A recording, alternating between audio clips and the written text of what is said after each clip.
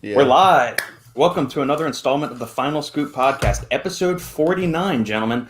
Thank you all for joining us as always. How are you doing, my friends? We are off to yet another one, and I know Lukasz is getting really excited for episode 50 coming up, but I almost feel like we should get excited about episode 52, because I understand 50 is halfway to 100, but episode 52 would technically be the 1 year that we've been doing this. So, all right, in this case, 52. 52, we'll do that one. Yep. Outstanding. Anyway, all right.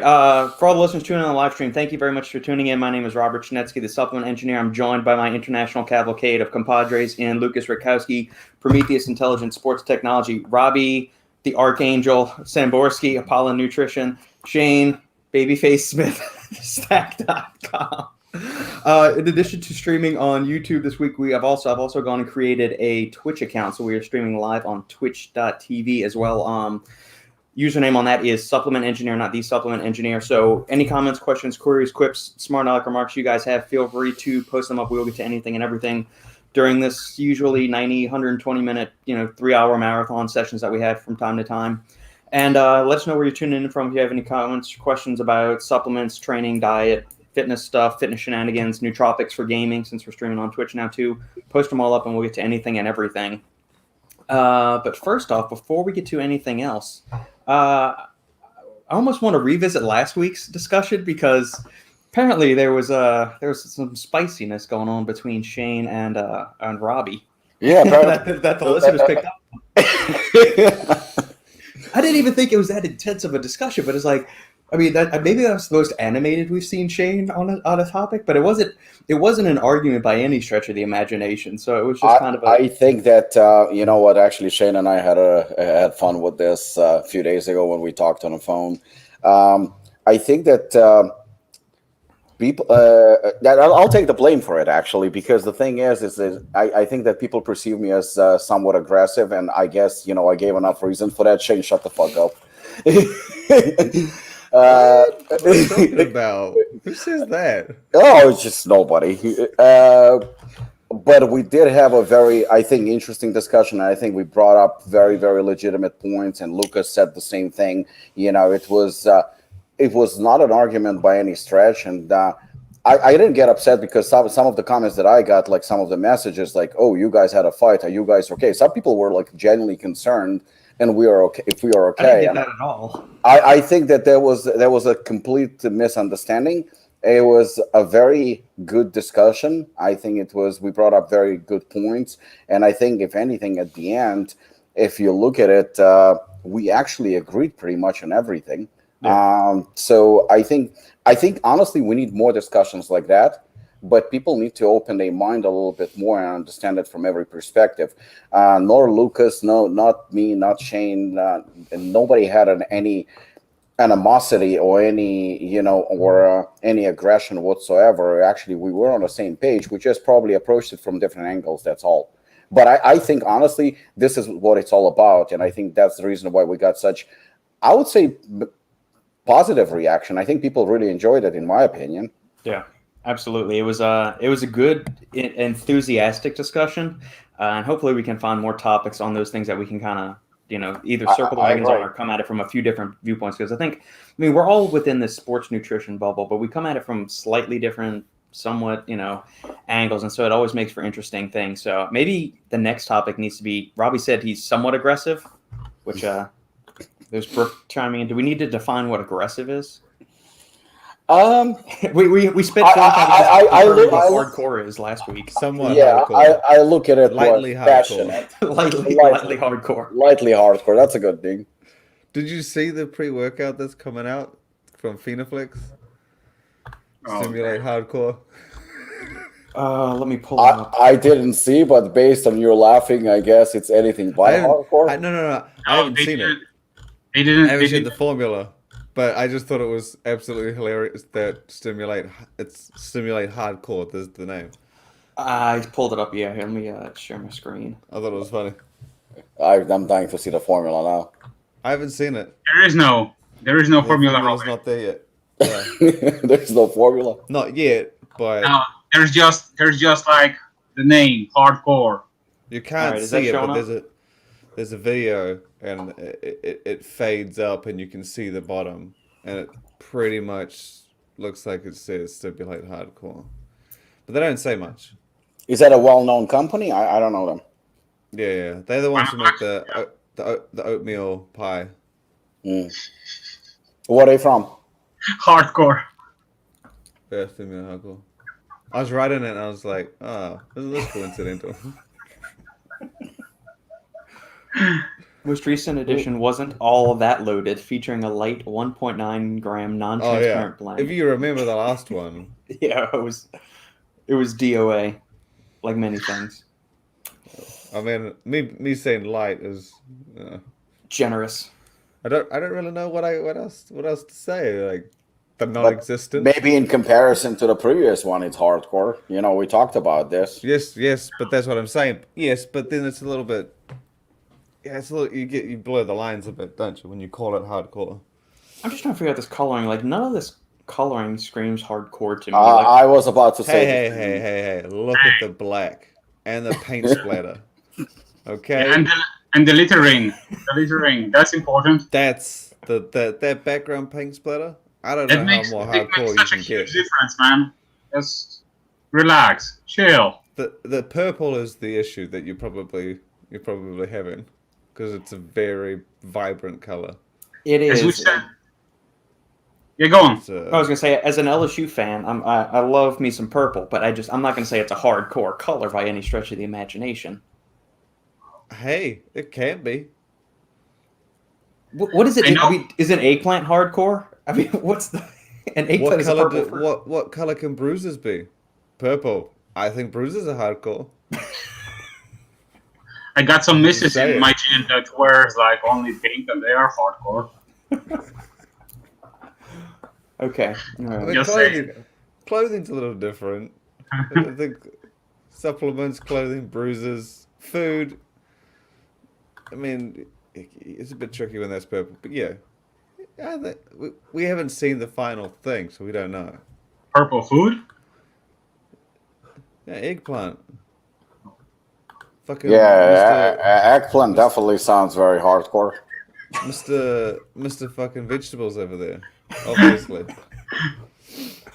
Okay, all right. We don't need to go into our dietary. I don't know. Like to me, the one that we discussed this week that really stood out, and you know, I mean, I can overlook a lot of things, especially in this industry. Nothing will surprise me.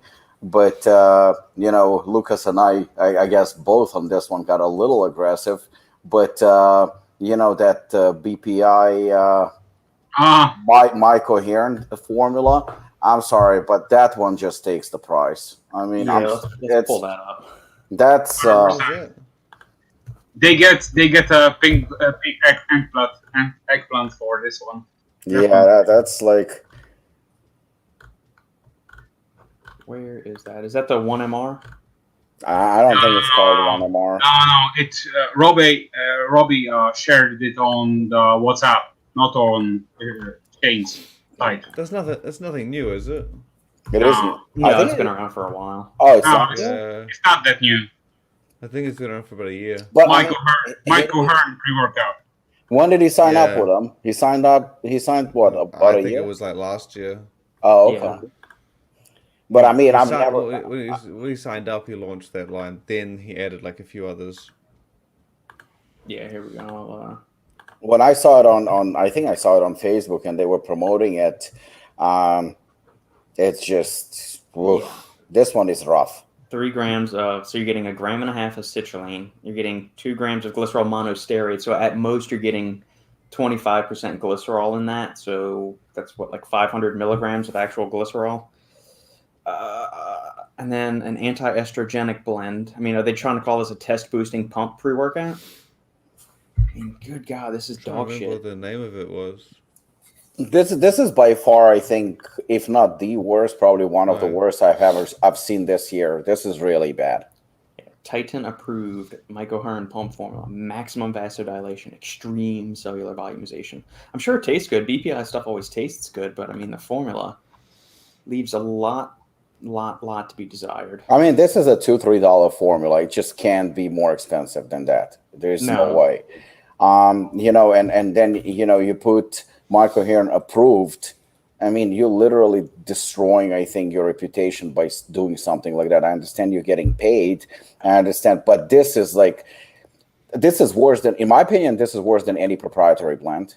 I mean, but how good was O'Hearn's reputation? Anyway, I mean, this was the douchebag that was selling magical duck eggs for $700 a couple of years back. I mean, his credibility as like a supplement shill is shot.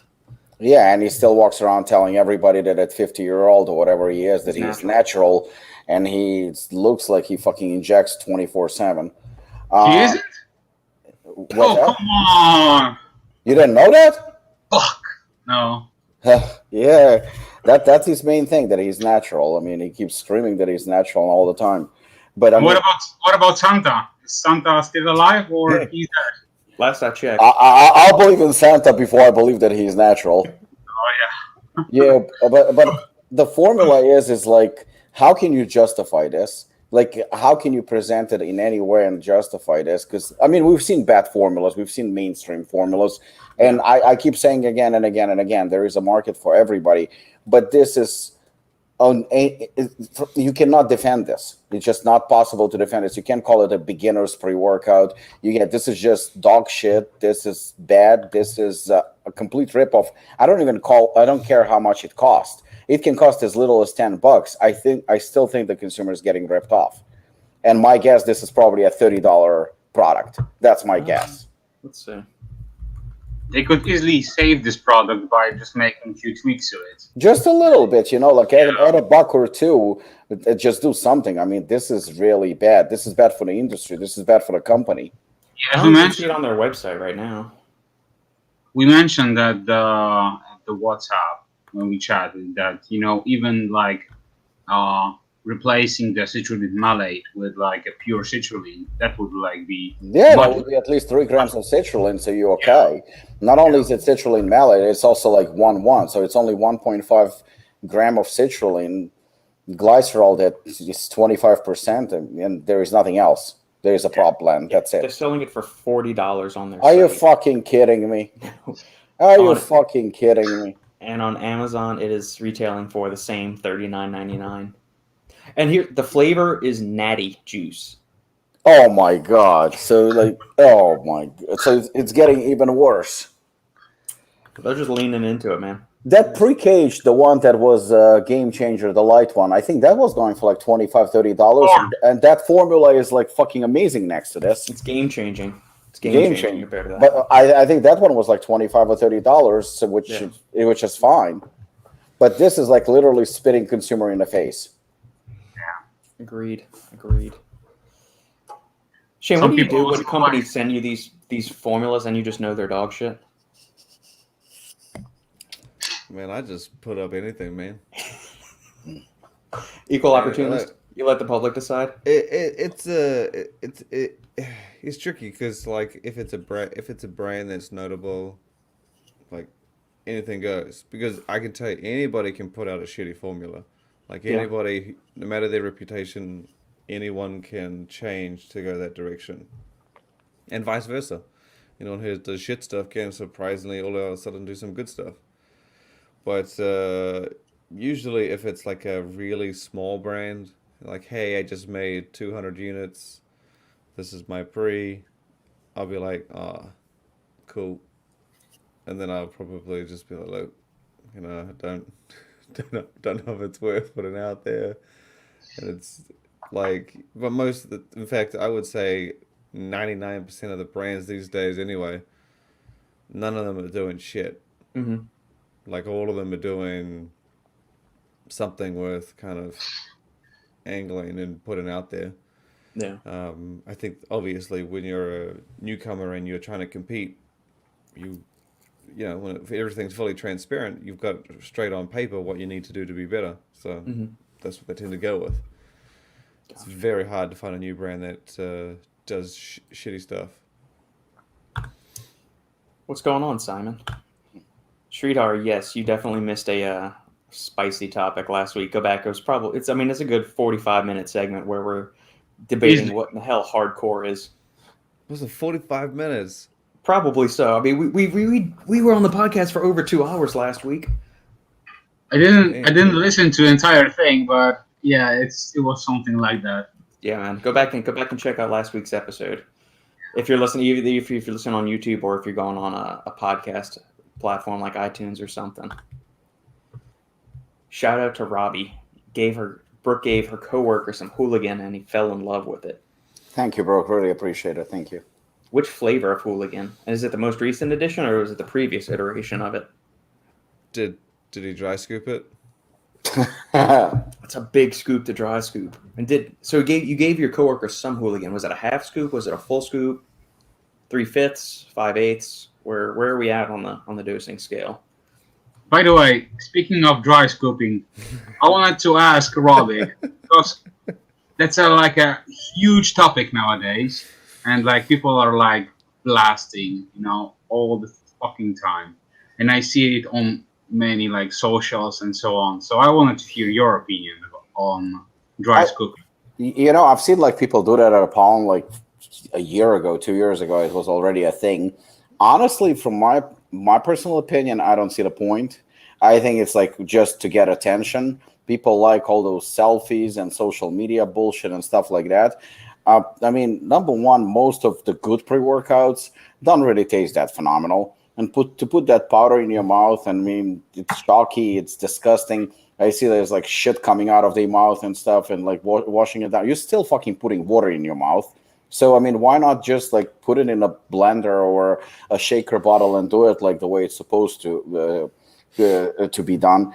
I think it's stupid. I think it's childish. I think it's, especially when I see adults doing it, I don't see any point behind it, because it's just, we all do stupid shit, but there is a limit. And I think that everything still has to be approached with common sense. I mean, what's next? We're going to fucking eat protein out of the tub, just the powder. I mean, it's much better tasting when it's fucking made as a protein shake. That's fucking hardcore. Yeah, yeah, exactly. That'll be our next eating challenge. We just all of us have to dry scoop. Oh, what the fuck wrong with you? It's just, it makes no sense. And I mean, I guess you were talking about that thing that happened with that TikToker and that pre-workout total war. Honestly, like, I don't like to make accusations unless I know. Like, I know for a fact. Wait, rewind, because some of us are not plugged into. Are you serious? All of us. You didn't know about this? No, I have no clue what you're talking about right now. There is a stripper, and I'm sorry to call that, but she is a stripper, who took Total War by Radcon. She dry scooped it, and allegedly she had a heart attack. What else was in her system? Well, that's precisely my point. So the way it happened, from what I read, number one, it was done on TikTok. She's into that, so obviously, they like to draw attention and stuff. So she dry scooped the pre-workout Total War. Now, I want to emphasize, I'm not the biggest Aaron Sigerman fan, but I have to defend, just common sense on this one. You're taking Total War, which is 300 milligrams of caffeine. I don't know your medical history, but you know what? On Apollon, on any normal pre-workout, there is a disclaimer, and there is also a warning. Don't do this, don't do that, don't take this, don't take that, to consult your physician. So basically, I don't even think she sued the company, because she has absolutely no base for suing them. It was just going to be stupid. But the thing is, she dry scooped it, obviously for TikTok purposes, and then she had a workout. She said she felt very tingly and stuff like that, which is obviously from beta-alanine, and it's completely... Wait, she had a heart attack, like, after the workout? No. So she had a workout. She had tingling, which is obviously from beta-alanine, has nothing to do with stimulants. And let's face it, Total War is not really that strong. Then she went home. She showered. She went to work. She danced, she did whatever, and then later on, allegedly, she had a heart attack. By that time, the fucking caffeine was absolutely 100% out of her system, without any doubt. So I'm sorry, like, again, I don't like accusing people of anything, especially people I don't know, and especially when I don't have all the facts, but based on what I read, nothing wrong with Total War. It caused nothing, in my opinion. It's bullshit. If she did indeed have a heart attack, which she might have. I don't think it was related. I don't know. And again, I wouldn't accuse of her of taking anything else because I just don't know. But I think there is more to it. It seems to be more like a publicity stunt. Maybe somebody's getting back at Aaron for something. I just call it bullshit. Like I said, I'm not buying it. I'm sorry. Maybe it was her Wheaties. Maybe it was her cereal. Maybe it was something else. Yeah, no. What the fuck? I thought mean, she you had do something it. stupid. I mean, And you know what, expect? Robert, you know, the fact that you didn't hear about it, I'm actually impressed because I wish I wouldn't hear about it because it was everywhere and I don't think it deserved as much attention as it got and as much publicity as it got because, again, you know, I'm just being 100% honest on this one. Not the biggest Ratcon fan, not the biggest Aaron fan, but at the same time, I mean, to me, that's like that's a defamation of character. That's shit talking about the product that the product does not deserve. Total War is a good product. I have nothing bad to say about it.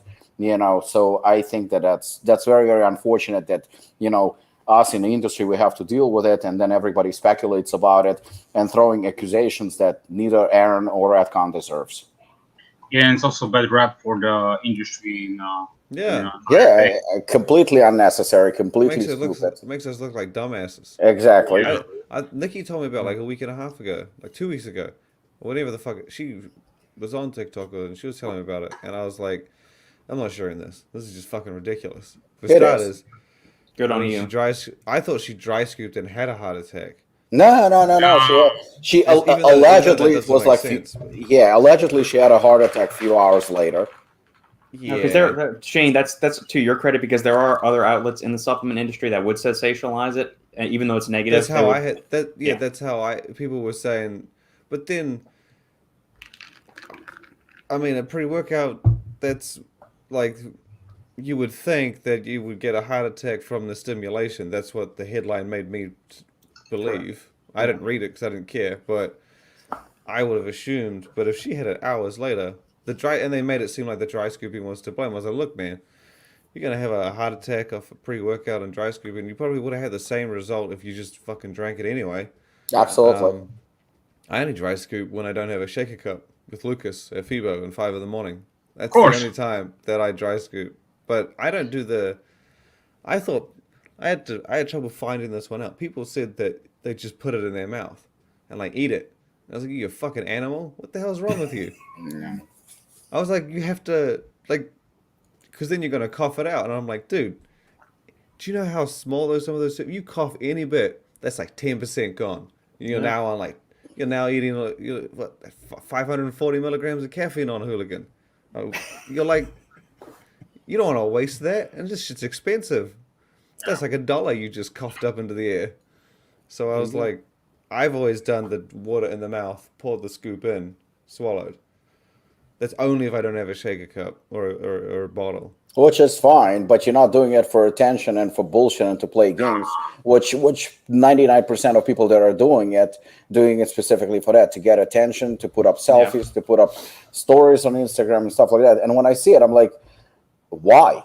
Why? Like, it makes no sense. Maybe I should go buy some Total War, and I'll dry scoop it, and I won't have a heart attack, and then let's see if someone shares my story. Yeah, like I said, I genuinely felt bad for Ratcon because of the bad rap, and anyone who likes the company, anyone who likes the pre-workout, who will decide to stop buying it or supporting the company or using the product based on this incident is a fucking dumbass. I wonder I mean, it's not a novel thing either, because I remember when CJ and I were reviewing products back in the day, a couple of years back, he would shoot something every now and then, or some of the girls in the gym would do it too. So, I mean, it's not like a new trend, but I guess it's gotten more popular because of stupid TikTok, social media and bullshit. Yeah. And so, yet another one of the many reasons I'm not on any of those. I mean, I got rid of the Supplement Engineer IG one that was basically non-existent anyway. So it's just, I don't understand it. Plus, all right, there's a chance you're going to end up not choking up, but it's going to get caught in your throat, going to burn your sinuses. You're going to end up coughing half of it out. You're also not taking a lot of these ingredients with water, which they need either to facilitate proper absorption or to actually have proper efficacy in the body, like creatine, betaine, glycerol, even though I'm not that big of a fan of it.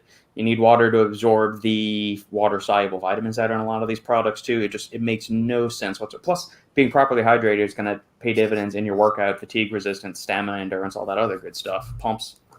It makes no sense. Plus, it's a waste. I mean, it's also kind of a waste too. That's because a lot of pre-workouts on the market actually do taste good. I'm not talking about like the bathtub research dark energy bullshit, but like a lot of pre-workouts on the market, even like Hooligan, tastes good.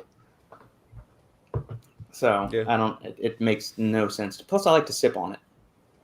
Yep, 100% agree. I don't do the sip thing, man. That's not me. I don't get that. I'm doing the sip. You're too hardcore, Shane. You're too hardcore, man. That might be it. I'm too hardcore. I don't want to lose my... Like, again, the coughing thing is what... I was like, when someone first said dry scoop, I was like, put it in my mouth, and I was like, well, this is just fucking ridiculous, isn't it? There goes like $3 if I don't get it all. And my biggest worry is when the scoop's too big. And you got to try and like... I mean, you can't see your fucking mouth can you? And you're trying to line it up, and you're trying to not miss anything.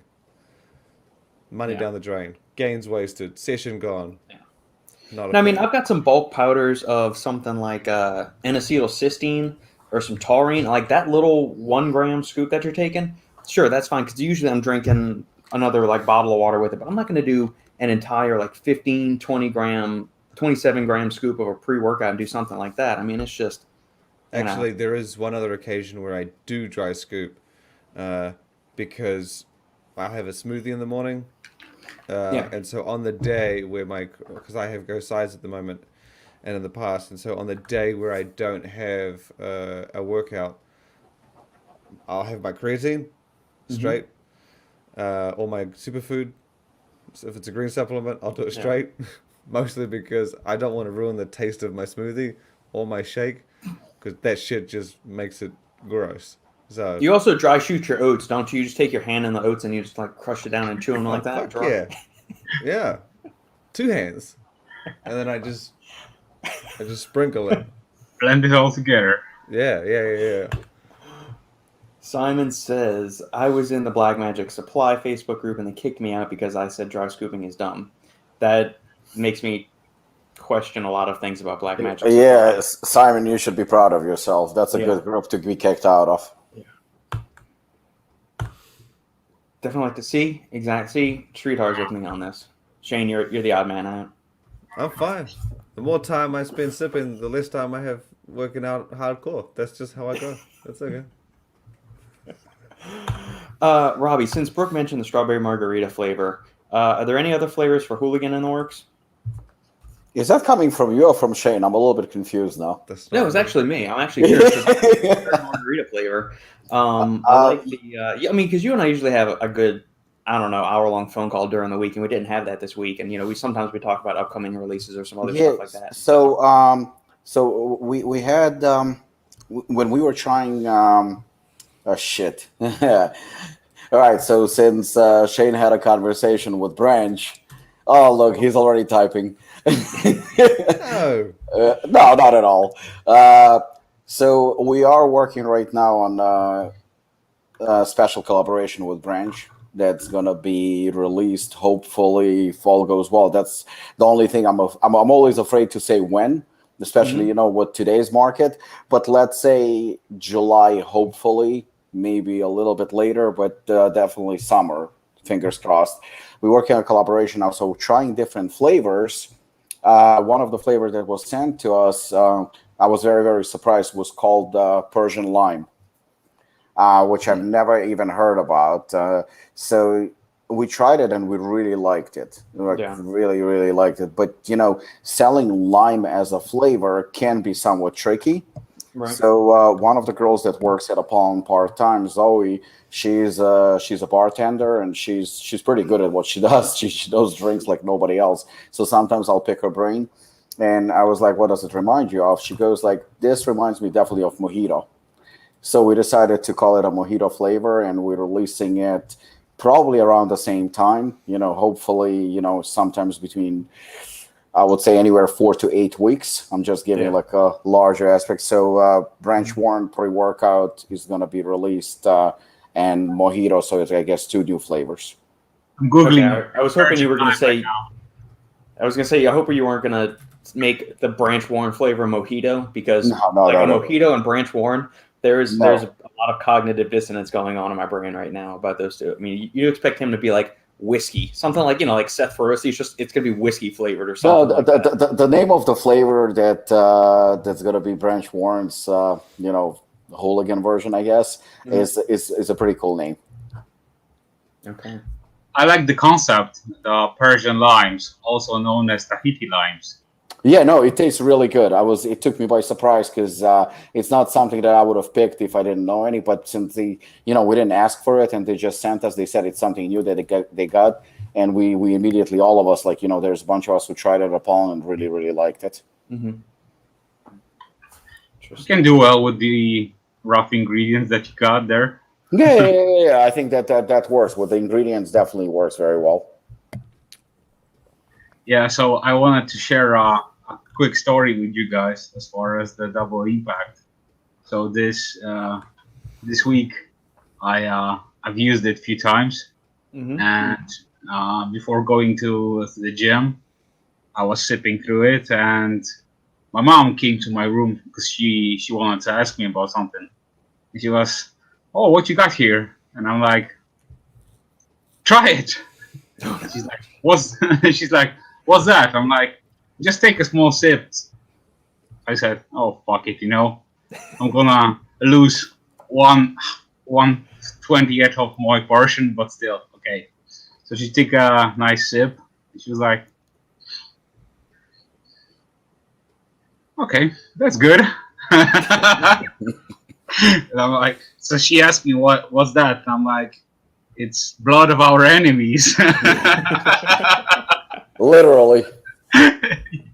Yeah, but I say it in Polish, so she could understand. And she was laughing badly about it, but she's like, yeah, so it's that product that you showed me. I'm like, yeah, that's your product. It's not mine. That's your product. So, yeah. Minutes later, stack.com. Apollon teases. I already shared that yesterday, so yeah. But yes, I'll put it on the list. Mojito flavor coming alongside Branch's flavor. Add it to the list. I just saw this pop up across the Stack feed. Oh god. Yeah, that's what I'm worried about too. Our boys at Bang, Immune Health beverage brand Quash. Just ticked in. Yeah. I had no fucking idea how to pronounce that. What the fuck is this? It's like a vitamin immunity shot, and there's an energy drink, like an energy drink, carbonated drink.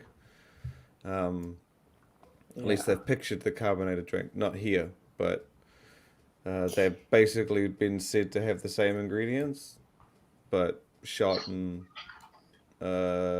can. But yeah, I thought it was pretty cool. Chokeberry, elderberry, Sephora japonica, electrolytes, vitamin C, vitamin D3, zinc. Yeah. Some not so common immunity ingredients. I would say elderberry is a common immunity ingredient. Look, dude, I'm telling you right now, the majority of immune supplements is fucking zinc, vitamin C, and D3. That's it. Probably so. Yeah. Yes, like our area, like the sports nutrition, mostly uses, like, we'll throw in a little something else. Yeah. But those are it's certainly, I've seen some shit where they're like, oh, strengthen your immune system, and it's like vitamin C, D3, zinc, and then another supplement will say the same thing, and it'll be fucking echinacea, elderberry, it'll be the whole shebang and shit, and yeah, I mean it's I definitely wouldn't call them common, but yeah, it's I thought it was pretty cool. I thought it was interesting that it did a beverage that's not energy. I mean, that's what it should have been. It should have been Quash Energy Immune X. That's what it should be. Put 300 milligrams of caffeine with all the other stuff. I like that they did something different, but then you know what? Should have just slapped some 300 milligrams of caffeine in there. There you go. And some super creatine. I mean, do you think, is it even worthwhile for them to, I mean, do they even make a pre-workout anymore? Like, do they still have the old VPX Bang pre-workout, or is it all They seem to still have that stuff, and they still seem to update it, so. I think it's just one of those things that they maybe do because they were a supplement brand at some point. Right. Probably still have a lot of fans on it. Sports. I mean, you don't have Synthesize anymore, or what's some of the Shotgun, old school Yeah. VPX products. But This is old Yeah. school, man. Yeah, Oh, yeah. Shotgun was very, very popular. Shotgun, synthesize. Shotgun, Yeah. Synthesize and Shotgun were the shit. Yeah, back in And the you days, had, like- we had it in offer. Yeah, I That was remember. the VPX Celtic and Nitrotech. It was the, Yeah, I even was the remember stack. we had a booth at the Tivo with the VPX, and we were selling like shotgun and synthesizer. Holy They shit! also- this is they a also nasty had, problem. A protein. Yeah, I mean, they had a lot of stuff over the years, but I think now it's just, yeah. They still stick pretty good on the fat burners too, like the Meltdown Redline? brand, I think it is. Oh yeah. Redline, yeah. Yeah, Redline, yeah. Yeah, this is shotgun. Good God. Oh, they still have. Oh, yeah, it's not the same. Yeah. Shotgun 5X. Yow. See, I'm confused because you have their Bang pre-workout, which Yeah. is, as far I thought that was full. I'm pretty sure that's one's fully transparent. Yeah, that one was because it had 5 grams of creatine, 6 or 7 grams of BCAAs, beta alanine. And then you got this. Yeah, I don't even know how they even sell this shit. Maybe it's stronger in retail.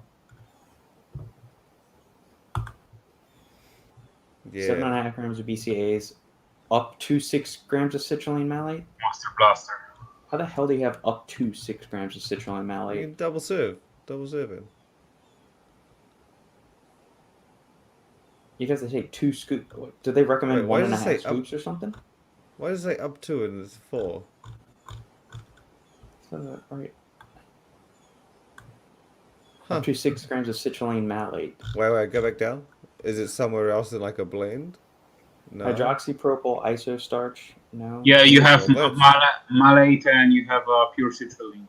Yeah. Yeah, but Oh, that's yeah, not yeah, even yeah. 6 grams total. Yeah, that's still not 6 either. Oh yeah. How many servings? Well, I'll tell you 20? that's a mystery. I'm curious. Okay. Maybe you just Alright. could do a heaping scoop. Maybe you could do a big Sure. one. I don't know. Sure. That is interesting. You Oh, remember? here we go. Wait, last even week- still, but it's up to no. It's even still. Look, you got 4 grams of citrulline 2 malate there. Then you have another 1.4 grams of L-citrulline. Is there some malic acid lying around somewhere? Still not enough. That's still not 6 grams. That's 5.4. No, is there some lone malic acid in the flavoring? Did he use 600 milligrams to flavor this thing? Because then that would be 6. What the fuck? Yeah, maybe there's some. I mean, I don't know. Is 600 milligrams of malic acid for flavor odd? It's shit like this that makes my brain hurt. That's why you just read the label. You don't read the highlights. Read the horrible product copy that's on this page. I don't think I would have read the copy. Good grief. All right. Okay. Yeah, but either way, I mean, he's put full amount. That pure citrulline amount's rather odd. 1407. I Yeah. don't know how they decided that. Well, it's probably what's 2/3 of 4, and then add I mean, 1.4 to that. Let's see. Oh There you yeah, I go. suppose. Because that'd wind up Right. at what 266. No, that still would make it 4 2666. times 2 divided by 3. It'd be 2.66, whatever. Yeah, That plus still pumps it 1.4. So you get up to 4 grams even. Of, Yeah, but see, Citrulline. that still sits over. It still sits over. yeah. So I mean, you're getting a decent amount of citrulline in there, but the rest of it just. Yeah. Again, but that was my That's point. That one thing is a little more dosed, and then you go to the shotgun. It's all blend, Yeah. maybe. wow. Okay. Hmm. Fair enough. Did we have any questions? I don't know, guys. If you got anything, don't be shy. We've got plenty of opportunity for you guys to jump in with questions. It's not just to hear Robbie and Shane argue the whole time. I think Robbie needs more caffeine. He has not been angry about some things this week. Something's off. The fuck? That's not got some- caffeine. That's was Lucas' that? sleep aid. It's that imposter Coke. I'm waiting for Lukasz to send me green cola. Oh yeah, man. I mean, it's How much you want? It's not bad. I wouldn't say it's like I had that shit. I mean, it's no real Coke. No, man. It's just being produced by Coca-Cola. Under the radar. Yeah. Yeah. I'm not gonna say anything more because Coca-Cola's gonna sue my ass. So. I'm not gonna lie. If green cola's still around and there's literally nothing, like they haven't done anything, probably Coca-Cola don't give a shit. No, Because I mean, if there's it's what's funny is that it's being available in like many mass markets, you know, especially in the bigger malls and so on. So everywhere where you go, especially here, yeah, you can just like grab and go. So they're basically everywhere, even in like smaller shops and fitness centers. You still can buy this shit. So yeah. I guess it's still. Paul, I did not get those before I closed everything down. So go ahead and just put them in here in the comment feed, and we'll get to them. Wait, you deleted your Instagram? Uh-huh. I don't see the need for ever using it. I never used it anyway. So good job, man. 40 yet? What the fuck? What are you I'm doing, what? Grandpa? I said, Say it again. You're not even 40 yet. What are you getting rid of your social media for? I never used it anyway. I mean, I created it because I thought it would be something maybe worthwhile to do, and I have zero interest in actually doing anything on it or engaging or anything. Like, I like answering questions and doing this long form comment stuff, but I'm not going to waste the brain power to go and create some kind of little thoughtful, insightful post or something. I don't have the desire, the energy, or the time to do that. I don't want to make time. Get like a picture of like your bowl of like grass and then like your shirt off and just be like feeling good today. Generic inspirational quote of the day. Yeah, vegetables got me. I actually I was wondering, like, Robert, like, is it something that was kind of like building up, or was it a sudden decision?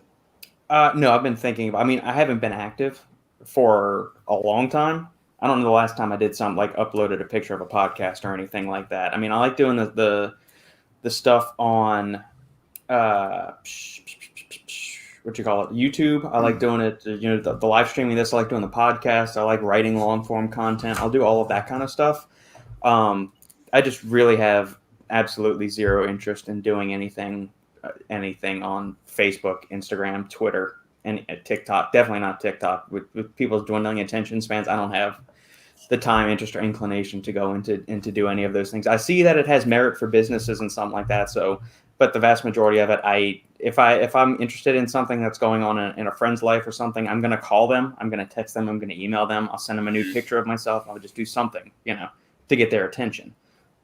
I just, it had no. So, I mean, it's been something. I mean, I think I've told you about this before, Robbie. It's like, I'm perfectly fine. My job, thankfully, does not depend on me being active on it. I've got enough stuff through writing clients and all of that stuff. I've never gotten one client through things like that. I mean, it was useful every now and then for contacting people to come on the podcast, but I can easily just do that by going through their website or sending an email. I would prefer that form of communication.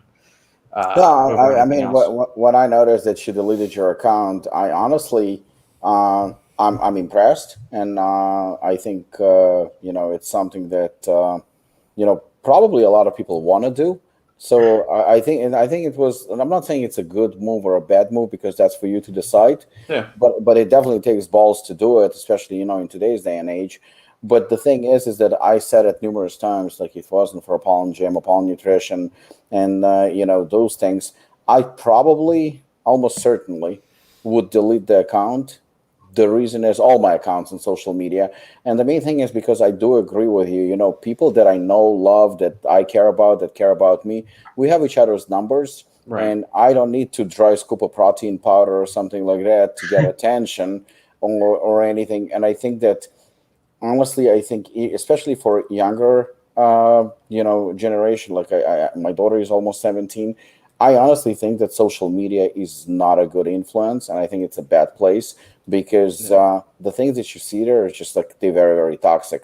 So to be honest with you, I think good for you. I support you 100%, but I can definitely see why somebody can get fed up with this. Yeah, I didn't see the point. So I mean, Sane and I were Facebook came out in 2004 when we were sophomores at LSU, and that was at that time you had to have a college email address in order to be able to use the software. So I mean, I grew up in an age when it was just starting to get popular, and I used it during college, maybe a couple of years after I graduated, just to keep in touch with some of people that were in LSU's band with us and college friends and all of that stuff. And then I don't know, 5, 6, 7 years ago when I started noticing like my parents were using it more than I was, Sandy's parents, grandparents, aunts and uncles, people that were in their like 50s, 60s, and 70s, and we would all get together. And all of them are just sitting there on the phone scrolling through. Like, have you seen this on Facebook today? Have you seen this on Facebook today? Have you seen this? Did you see what so-and-so's baby looks like? I don't give a shit about any of that. If you want to talk to me, you spend time with me, call my ass up. Don't just say, oh, I tagged you in a Facebook post. That doesn't do shit for. I mean, I don't understand it. And if that's people's way for expressing themselves and they want to do that, that's fine with them. I just had zero interest in doing it. I don't find it brings me any joy. It doesn't bring me excitement. I don't feel like I'm missing out on anything either by not being tuned into it. I enjoy my work very much when I'm not doing work. I'm reading or watching something on Netflix or playing a video game or something like that. I don't want to be just spending the whole day, texting, tweeting, DMing, and all that. And plus, with the cancel culture climate and all the other social activism shit and all that other nonsense, virtue signaling, that's even all the more reasons to not even be anywhere near it. So there's so much like social media nowadays. You got all these platforms. It's crazy, to keep up with everything. Yeah. And honestly, I remember when I was starting in this industry, and back in the days, I remember it was like MySpace. It was like probably one of the biggest platforms out there. Yeah, and Facebook were going head to head. Yeah, then it came Facebook. And I wasn't like the first person that got the Facebook. I was probably the last person that got it. Yeah, because due to my work and probably just to have a contact with some people outside Poland and so on, I decided just to have one. And after that, it skyrocketed, and now you got like TikTok, the Instagram, and so on. And so many people have been asking me, "What's your Instagram? What's your TikTok?" And I'm like, I don't got one. Yeah. I'm not like a popular guy or anything like that. I'm not an athlete. I'm not like someone that like is shooting for the stars or something like that. I'm just a regular guy that loves what he does. So yeah, at the same time, I just need like one platform, and that's about it. But as you said it perfectly, if someone wants to contact me, he gets my number from the HQ. They can contact the head office, and they will provide my phone number, or he can like shoot me a mail, because I believe it's somewhere. It's circling. I mean, I've got the website. I've got a contact form on the website. I've got my email out there. I've got the YouTube channel. I mean, there's multiple avenues, and I would prefer to deal on those mediums of communication or anything. Or if we get to know each other really well, then I'll give you my phone number, and you can call me up like Robbie does and annoy the shit out of me on a daily basis. See, I feel like the amount of brands. It used to be Facebook Messenger, maybe like 3 or 4 years ago. Yeah. I get nothing on the stacked Facebook messages now. I'll probably get like 2-3 brands hitting me up each day on Instagram. Yeah. Hey, I'm a new brand from France. Hey, I'm a new brand from South Africa. Hey, I'm a new brand from Brazil, India, fucking all over the place. And some of these guys will exclusively message on Instagram. I'll give them my email because Instagram DMs, like, you have primary inbox and general inbox, and like, if I want to keep up with the people that I'm already keep up with, I put them in the primary inbox. So brands I haven't shared before in general, but you don't get notified on that. So I like, look, send it an email, because I'm not going to be able to follow up on DMs. They won't send it. So they'll get it. Okay, cool, I'll send you an email. They may send one. Then they'll DM me again. So some of these brands operate exclusively through DM. It's crazy. Same with Yeah. LinkedIn. Started a LinkedIn page like last year or the year before. It's got a good amount of followers now, but the amount of brands and business, it's a different type of brands and businesses that I get on there. But Right. there are guys who operate exclusively through there. It's, I guess you kind of got to go, for me at least, I got to go where the brands feel comfortable.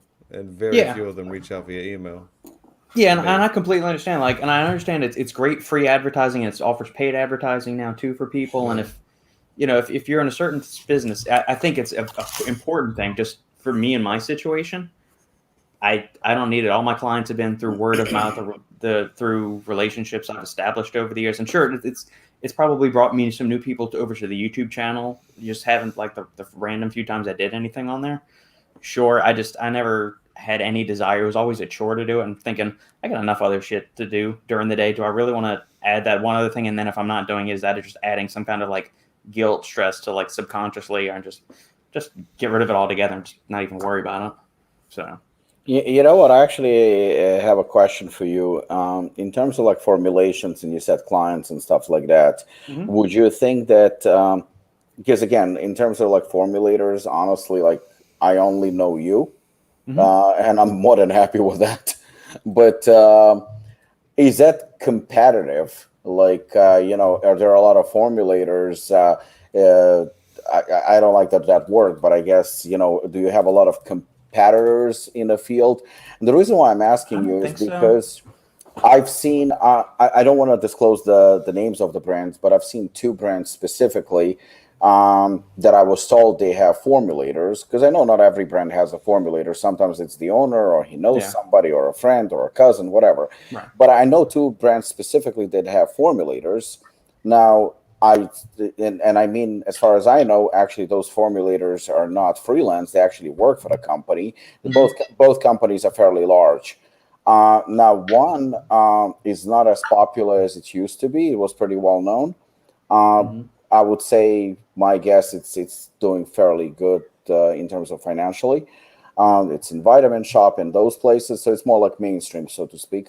Yeah. But the formulas are not impressive. I mean, and I don't mean that the formulas have to be Apollon, Morphogen, inspired, expensive formulas. That's not what I mean. I think Yeah. you can put together a pretty solid formula that is on a cheaper side. I don't think it's that challenging. That's my personal opinion, knowing the approximate cost of ingredients. So in my opinion, based on the formulas, and especially that some of the products are transparent, I think whoever is the formulator, I mean, I know of him, don't know him personally, I think he sucks. That's my personal opinion, and he's getting paid to suck. And then there is another company who is fairly more trendy and better known, and I know they have a formulator too. And the formulas are decent, but I don't think that they that I could justify like having somebody on staff pay him a decent salary to have him formulate products like that. I know that you work more freelance, but I'm just getting to the question. The question is, what do you think of the formulators in the industry, and how competitive it is, and just generally, because we don't hear about that too much. I mean, I don't know many people as far as that are like, I don't think it's as competitive as a space. So if like you're a personal trainer, you're trying to start up your own streaming service or get clients or something like that, stream your own workouts or things, I think you probably need to be plugged in. It's almost like a thing unless you do a lot of local training. So I think it's probably there. But as a supplement formulator, do you need to go and have a social media account to go and do all of that stuff? I mean, I can think of maybe 2 or 3 people. So Sean Wells, who also does a lot of stuff with NNB Nutrition, Moody, who did some stuff for SNS and Controlled Labs, and Vandal. And then who's the other one? Will Wallace, who does some stuff with Revive.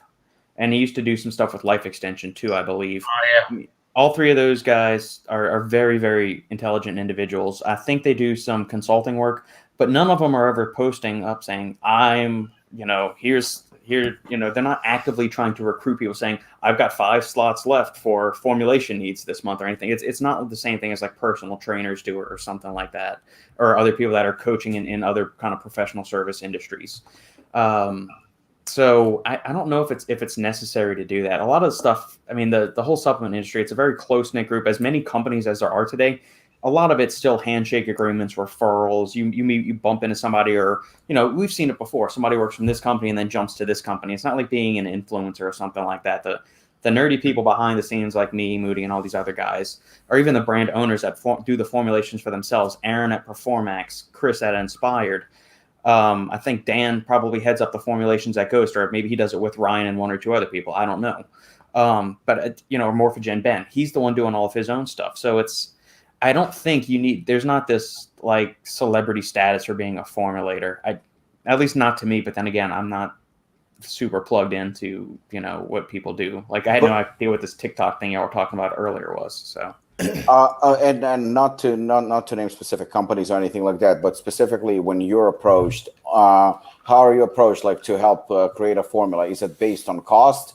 They give you a specific number not to cross that, or they say, Robert, go nuts and create the best formula possible. I mean, I understand that every company is different, but what do you think like is an average? Because I feel like if I hire you to do a formula for me, and then I tell you, Robert, you know what, with this pre-workout we cannot cross $10.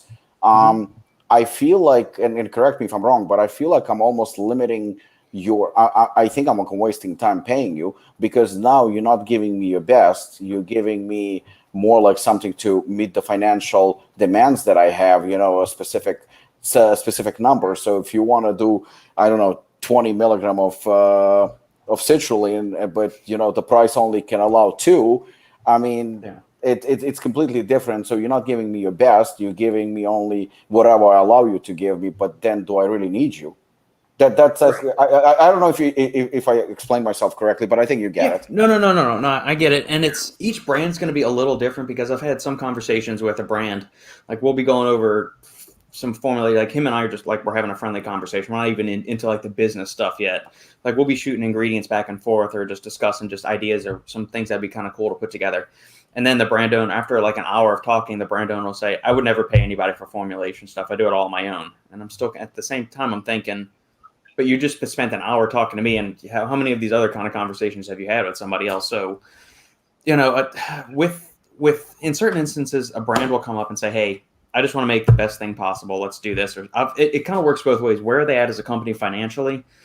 The way I would like to approach it, and the way that I kind of approach it with most people that I work with, is that, hey, the brand will say, I want to create X product, or we want to release like a health and wellness line. And we'll start, we'll lay out the different categories. And then from there, it's like, all right, once we have it nailed down, I will give them like the wish list. So if price wasn't an issue, boom, here's what we're doing. And I'll try and throw in 1 or 2 ingredients to differentiate it. Because, I mean, we all know what ingredients are working at the end of the day. We know what the things that you got to include in there, because they actually have the most amount of evidence behind them showing efficacy in healthy human subjects. Once you get past those ingredients, you got to start putting something in there to kind of differentiate yourself, or, like you said, Robbie, why the hell are they paying you? Why are they even having a conversation with you if you're not going to be able to bring something new, novel, or just kind of put a different spin on it? So at that point, it's like, all right, well, here, we'll do that. And then they'll go get the cost with the manufacturer. And most of the time, I like to be included if they're up for it, being in discussion with the contract manufacturer, whoever they're using, just because sometimes maybe I'll know an ingredient supplier and I can help connect them, and maybe we can get a better deal, on the price per kilo of the raw materials we got to order, or we can find a generic substitute or something like that. And so it kind of depends on a few different things like that. So we'll get the baseline formula. So I'll submit the baseline formula. I mean, like you and I did this with the joint formula that we were doing with Apollon. So you said, Robert, do the joint formula. I came up with my bucket list of everything I want in there. We talked to the manufacturer, we got the cost, and then then you start weeding out what price are you comfortable selling at this with, and then what ingredients can't you live without, and what ingredients can you live without, and maybe you put that into a different product. So let's say you have a joint formula, but the whole mammoth formula is going to be like $20 raw cost of goods. And you're saying, I really don't want to sell, have more than like 10 or 12 bucks. Okay. So then you decide, do we want to get rid of the ingredients entirely? Or maybe do we want to split this into 2 separate products, to where we have one joint formula that's more based around stuff like collagen, hyaluronic acid, glucosamine, MSM, stuff that kind of like helps the body naturally produce more of the components that it needs to improve joint health.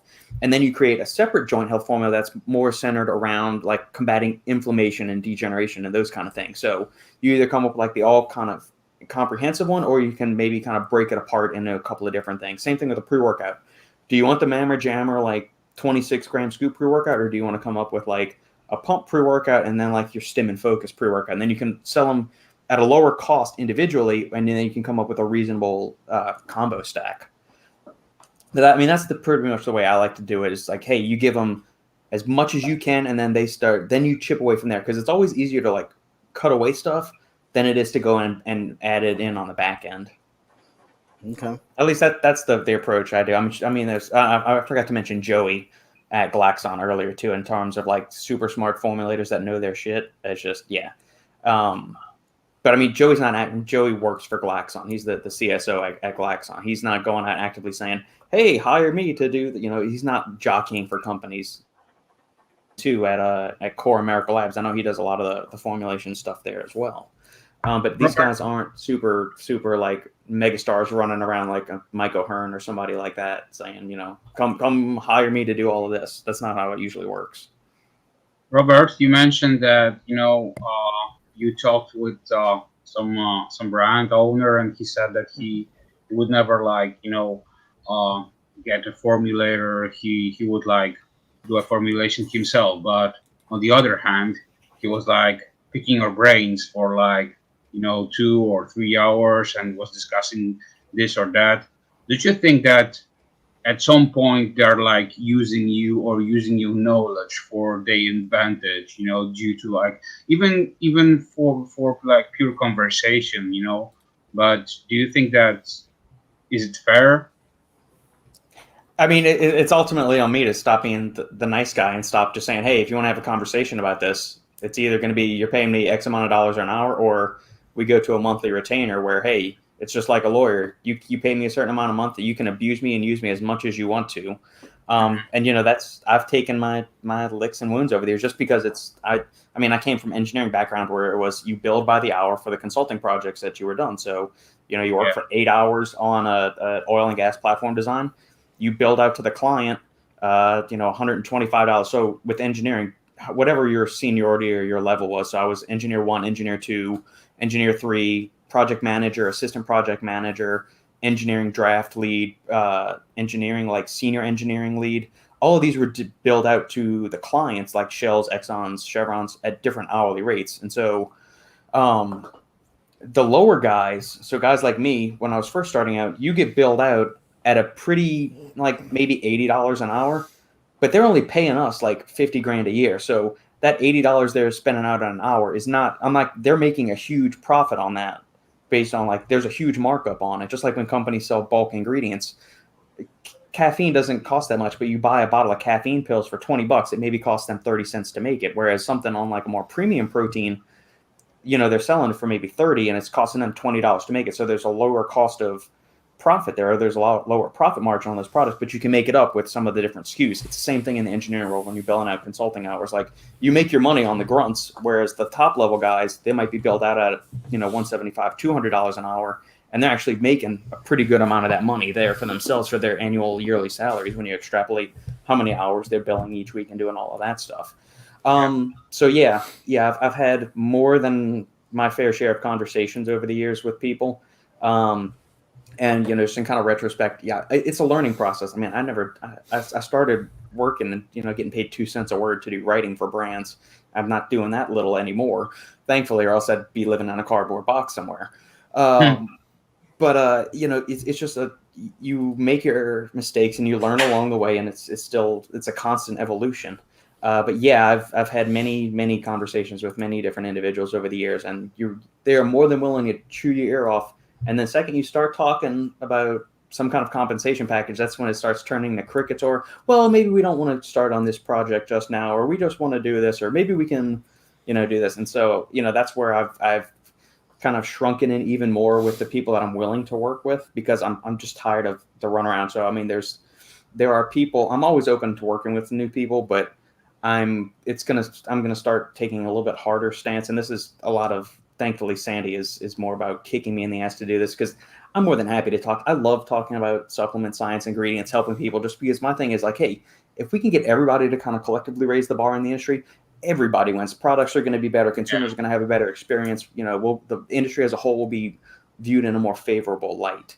But I mean, at a certain point of the day, you got to pay the bills too. I find it not necessarily an uncomfortable topic. It doesn't want to be the focus for me when I'm approaching something. But I feel like, so you don't get you bit in the ass, or you find out you way underbilled a client and somebody else way overbilled a client. Yeah. I think that taking advantage of somebody, period, is definitely not acceptable. And the thing is that, again, I don't know. I mean, like I said, the only person I know that can formulate is you.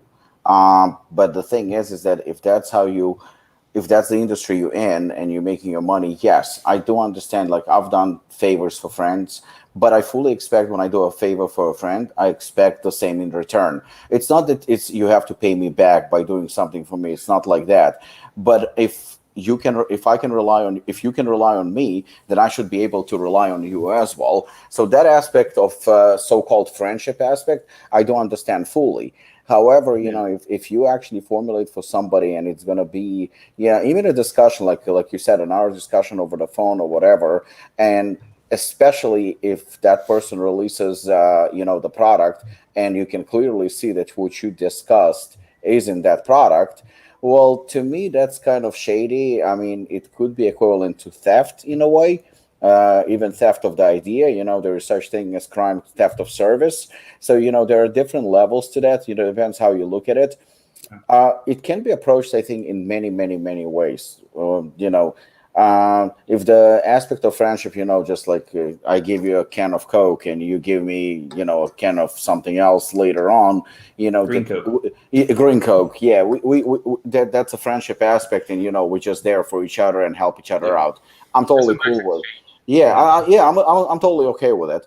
But when it comes to specifically like formulation or any service that you provide, I think there are two ways of looking at it. Way number one is to discuss, maybe the company struggles or doesn't have the budget or whatever, not just to come out and say it straightforward, like, listen, I will give you credit, publicity. It's a discussion. You can turn them down, but at least to acknowledge your work, your expertise, something on a back end or something like that. Those things are definitely negotiable. Obviously, there is such thing as payment, and the payment can be a little bit or a lot. Again, it can be negotiable. Yeah. But I think that there is the best way of doing it. If somebody is getting paid, I still think that you should be getting credit of helping somebody formulate something, because I think it's good for the brand. It's also like you can't really take credit for somebody else's idea. I don't think it's a noble thing to do. I think that it's even if you got paid. Mm-hmm. Even if you got paid, I think you contributed some knowledge to an idea, to a formula or whatnot. It's for example, I have a formula, but I didn't include a certain ingredient, and then you tell me, what? Just a suggestion would be cool if you included that ingredient, and that ingredient ends up, and it's regardless what I paid you or not. But if that ingredient ended up in a formula, I think it only makes sense to say, like, what, Robert Schinetsky helped me out with that was his idea, that was on him. And I think it's just the right thing to do. I mean, it's the same thing as like when we were formulating resistance, and Lukasz and I were just bullshitting on a phone, like literally bullshitting. It wasn't anything to do with the formulas or anything like that. Yeah. And he made a suggestion, about mushrooms, and, kind of looked into it, liked the idea. It made sense. I never even had the idea of including something like that in a formula. Right. But, and Lukasz never charged me for it, never asked for anything in return or anything like that. I just felt obligated that, it was his idea. It ended up because of him. It's the right thing to do, to give credit where credit is due. Yeah. So to spend an hour on the phone with somebody, picking his brain, and then saying, basically I don't need a formulator because I can do it on my own. I mean, honestly, that's a fucked up thing to do, in my opinion. Yeah, and I just we've all made friendships in the industry, and it's so I understand a lot of it is like buddy, and so I mean I've leaned on Joey at Glaxon for advice before, like career advice or like an ingredient. Like I'll shoot him a text about something, say, hey man, what are your thoughts on this? I know where I kind of stand on it and that, but I mean we're not formulating an entire product together or something like that. But I mean if he ever felt like I was using and abusing him, I hope he would tell me that, or or vice versa. If I've had any other interactions with people, or if it goes one way or the other, that's fine. So I mean, there's definitely something to having just friendly conversations, but then I think I don't necessarily care if a brand says, "Oh, hey, Robert helped us with this one." Like I said, I've never been one of these glory hogs that I need to have my name plastered on. If I did, I would be a much bigger ego presence on social media, calling myself God knows what about master formulator or some other kind of bullshit, industry innovator, all that kind of crap. So I don't even think that's it. I care too much about what I do, and I invest too much time in it to feel like I have wasted my time. And I feel like that has happened more than it should have over probably the past 18, 24 months. And that's on me for not putting my foot down more. So, yeah. You learn with your mistakes, right? Exactly. Plus, I think that if you're connecting with a new brand or a new guy that approaches the industry, approaches you, or looking for some advice or something like that, giving them straight guidelines and just saying, you know what, we are jumping to this topic, so I just wanted to say straight away that if you're looking for a formulator, you got it, but it also is connected with some costs and so on. So yeah, I think that's a smart approach. Yeah, I mean that's the way I'm kind of positioning everything now. Is like, look, I did a lot of stuff as just pure writing only now, but I feel like I'm at the point now where that's doing almost like a disservice to the clients. Like, hey, I've got all this other stuff that I can offer you. It doesn't need to just be product pages or like a once a week blog post or something. I've got connections in the industry. I got manufacturers I can help hook you up with that are going to give you good pricing, that they're quality guys. I know some of the ingredient suppliers, the ingredient houses. So it's like more of like a turnkey package. Like you'll get content, you'll get the research, you'll get the connections and all this other stuff. So I don't want to just do the content stuff. And that's kind of where the relationships that I'm structuring with the brands that I'm working with now are. And I find that much more rewarding just for me personally. And I hope it ultimately turns well for them, because they don't have to worry about making sure they're not making salacious claims on their website page. They don't have to worry about not using good science ingredients or, sourcing a manufacturer if they don't need to.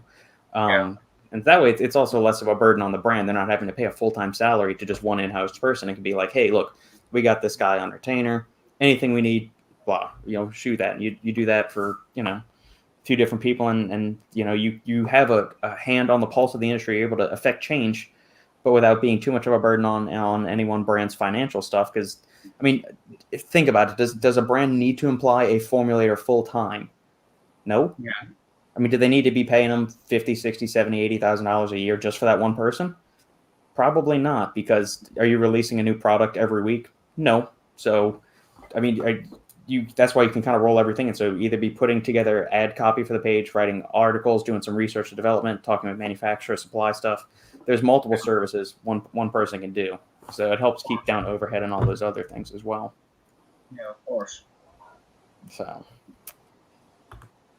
good topic. Yeah, man. I don't know how the hell we got to that. I mean, Robbie, I think we started with social media and we delved into something to whatever. So it's my fault. It's my fault again. No, man, that was a great topic. That was That's good. Hopefully Shane is still awake because he's been quiet for a few minutes here. I think it was the first time since you ranted that much. Yeah. See, I don't like to do a lot of the talking. I like to more like just ask questions and kind of coordinate things on here. So it's weird when I'm the one put in the spotlight. It's what I think audience will appreciate your contribution to this topic. And honestly, I think you are the smartest guy here. So as I mentioned at the WhatsApp, I'm just like a small Polish that just like sitting in the corner. So yeah, man, sitting in my cave. Keep you around for your good looks, man. I told you that. Yeah, I'm just like smiling and just like shooting the shit. There we go. Robbie, is this Sharif from Apollon? Yep. Yeah. What is going on, Sharif? You're awesome, Oh, Brooke. Thank you. Boom. When Brooke gave me and Sandy $5 on this past week's live Q&A, you are awesome, Brooke. Thank you so much. My contribution Brooke for all the is info you guys give me on a weekly basis, especially Robert with your emails. You're welcome. Invest wisely. Yeah, it's helping Brooke with some joint related stuff, joint supplements until we can get the Apollon one running full steam. Brooke. There's a small package going your way, so get ready. It's coming from me personally. So yeah, I just wanted to also appreciate your contribution to the show. So yeah, I'm talking with Robert right now about sending you stuff. So Yeah, something's coming your way. Rob's. Yes, Paul, go ahead and flood. You got any questions, you can either send them to, like, my email address is linked down below, thesupplementengineer@gmail.com, or feel free to send No them problem. Robbie's way. Yeah, no problem at all. That's more than okay. Or molestate Shane.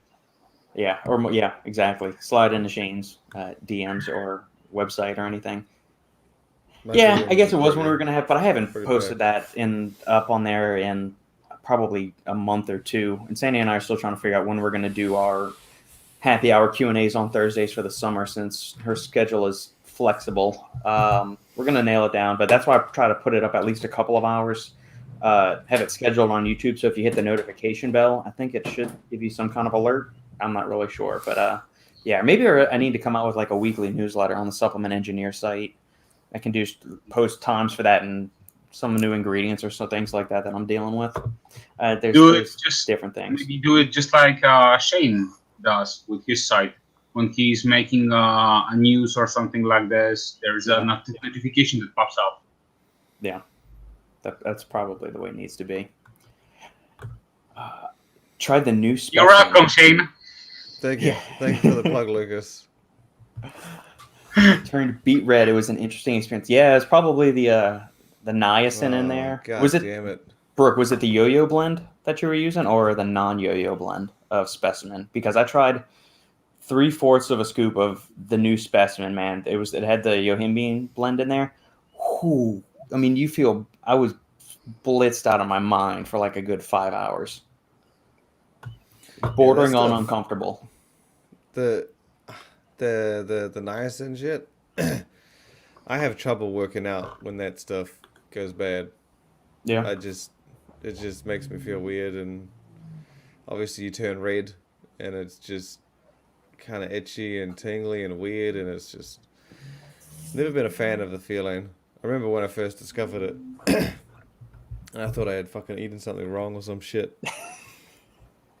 And it wasn't until like a year later, someone's like, "Oh yeah, that's the niacin." I was like, "Why the fuck would you put it in there?"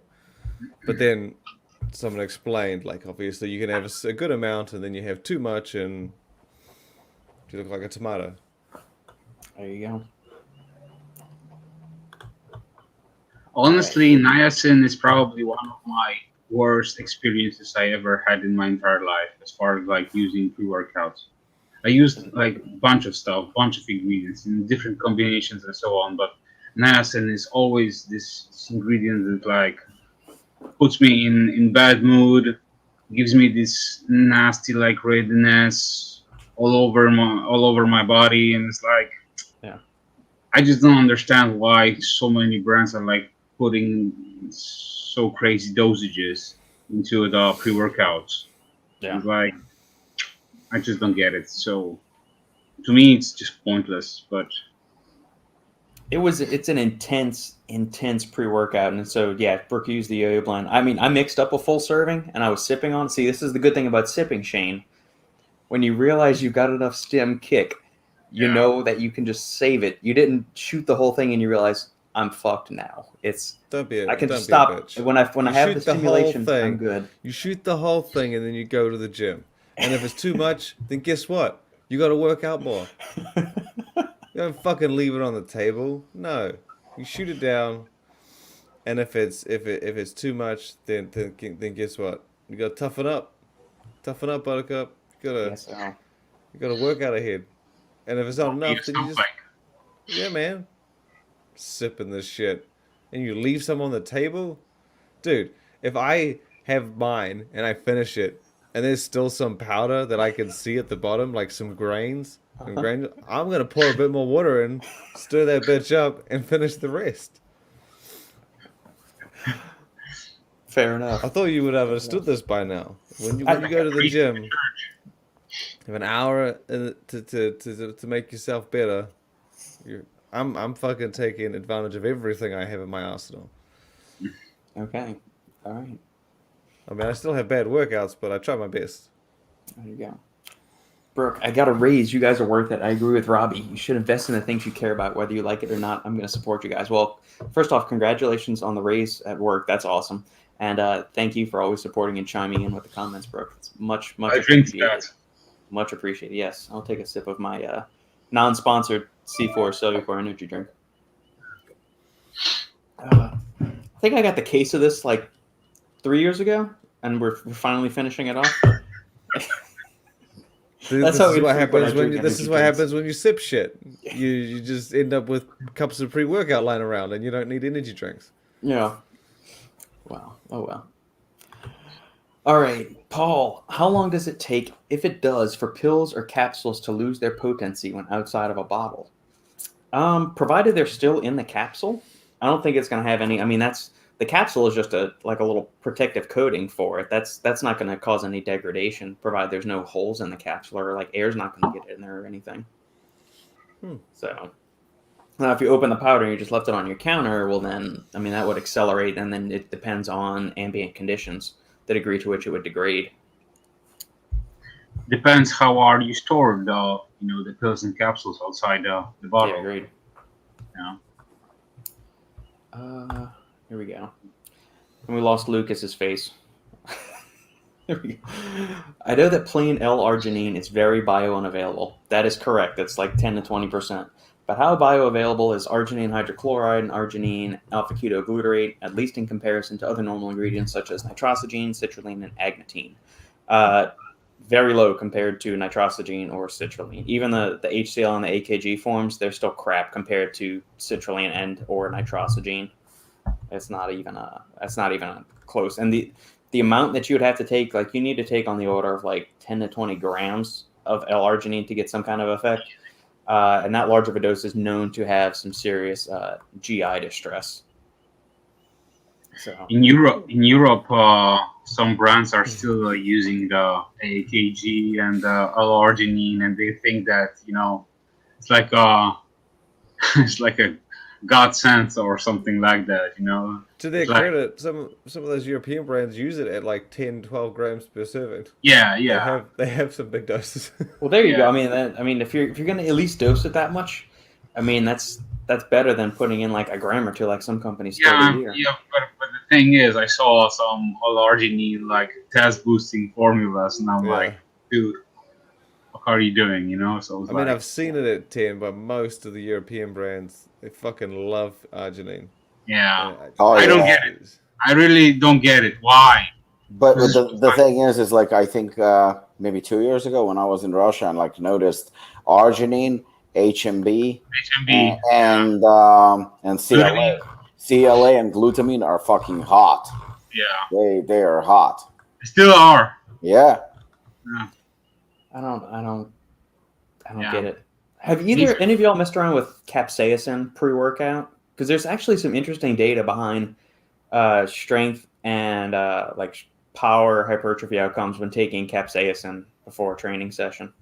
Pre-workout now, but I used the cayenne pepper. Me too. With meals. Yeah, like I know for a fat burner and stuff like that, but like before a resistance training session, it's actually got some pretty cool data behind it showing that. I think that based at least on what I see is I think that would be my personal preferred option, because if you see like some brands are using 50 milligrams or 100 nobody's using, but 30 to 60 on average they're using of grains of paradise, and it doesn't matter that it's pretty much a well-known factor. It's kind of underdosed. It's a very, very low dose. And there are two things about it actually that it will be an interesting discussion. So grains of paradise works great when it's in upper 100s and low 200s. That's when it does its magic pretty much. But the thing is that there is a downside, because if you use it in a powder form, it's very, very hard to do, because it's gonna just fucking burn your throat. It's very. I'm currently like working on something trying to avoid it, and it's very, very, very challenging because I love the ingredient, but I'm not gonna use fucking 50 milligram. That's for sure. I'd rather not use it at all. So I think that in that aspect, using something like capsaicin over grains of paradise, 50 milligram would definitely give something in terms of like a heat production. If that's specifically what you're looking for in a pre-workout, in my opinion, it would get better. But we used, I remember in Chaos, not this formula, but the previous formula, we used capsaicin and not Capsimax, but generic. And most of the time I'm 100% all for generic. I think that it's cost effective and works just as good. However, we did have numerous complaints about stomach issues, like GI distress, when we were using that. Again, I don't know if that was related, but once we switched to Capsimax, those problems and those complaints were gone. So, so that's probably one of the very, very, very few times where I would turn into trademark over generic. But again, you probably, Robert, know this better than I do, so you could elaborate. Yeah, no, I mean it's well, along the capsaicin line, like, so the grains of paradise is for that thermic effect. Yeah, and there's not really, to what I can find, or at least there's no exercise data in humans showing that grains of paradise improves exercise performance. It improves some browning of fat tissue, increases energy expenditure, and all that stuff. But the capsaicin is actually stimulating certain receptors in the body that's shown to delay the onset of fatigue, improve time to exhaustion, increase lower body resistance training performance. So it's through its modulation or activation of the TRPV1 receptors in the brain, or in the mouth too. And that releases dopamine, some catecholamines, and some other things like that. So it's modulated in part through that. But the cool thing with the capsaicin dose, Robbie, and I guess, here's some free advice for everybody else out there too that wants to listen to this and add it to their pre-workout for the next iteration. 12 milligrams. That's all you need. That's all you. And there's like 4 or 5 studies using this little 12 milligram dose. I'll send them to you after this. Because I think that the main thing is why they use grains of paradise. And like I said, like you said, actually, there is no any data to prove that it helps with performance. Right. But every time I ask people, like, why would you use grains of paradise in a pre-workout? And they say, because it helps with heat and sweating and stuff like that. So I think that's the reason why they use it primarily for that. To me, it still doesn't make no sense. But about the capsaicin, that's very, very interesting. What about GI distress? Let me see. I got a couple of studies pulled up here. Is it dose related, you think, or? I think it's also dose related. Plus, in combination. I remember when using the capsaicin with the ginger powder. I remember I had oh man, the stomach aches were crazy. And I was dying for 1 hour straight after taking it. So yeah. Then how much were tolerated? 10 milligrams each. I remember. Yeah, it says none of the subjects reported GI distress, and it's 10 milligrams. 10 milligrams, 12.5 milligrams is another study. 28.5 milligrams is another study. Yeah, and there's some other animal data showing that it can improve ATP production and reduce the oxygen cost of exercise. Gotta try it. Maybe hooligan version, whatever. Next, we can slide that in there. 10 or 11. What would you think that you would go for branded, or you would still stick with a generic, and you think it's good enough? I mean, you just how much it throws off the flavor. Yeah, that's a good point. That's. You could make a spicy strawberry margarita flavor, like spicy strawberry mango or something like that. You have it just like a little tingle on the back end, something. What do you think of it as a fat burner? It's fine. It's got some decent data behind browning of white fat, increasing energy expenditure, reducing appetite, things like that. So I think that's kind of one of the quote unquote proven commodities that I would feel safe putting in some kind of thermogenic weight loss support aid. Fat burning nootropic. Yeah. I think side effects like the tingles, redness, etc., are why I lean more towards nootropic pre-workouts. Yeah, the nootropic heavy pre-workouts are just nootropics in general. If you want to use a nootropic as a pre-workout, you can. Just because it doesn't have beta-alanine or niacin or citrulline doesn't mean it's not a pre-workout. Unless we want to go back and rehash that all from last week. I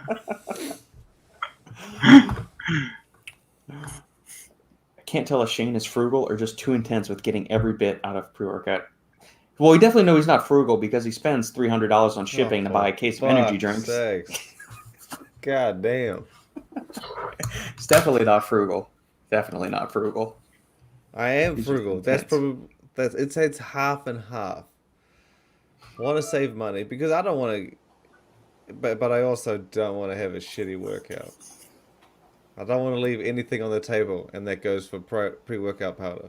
Okay, that's you want it all in, every serving.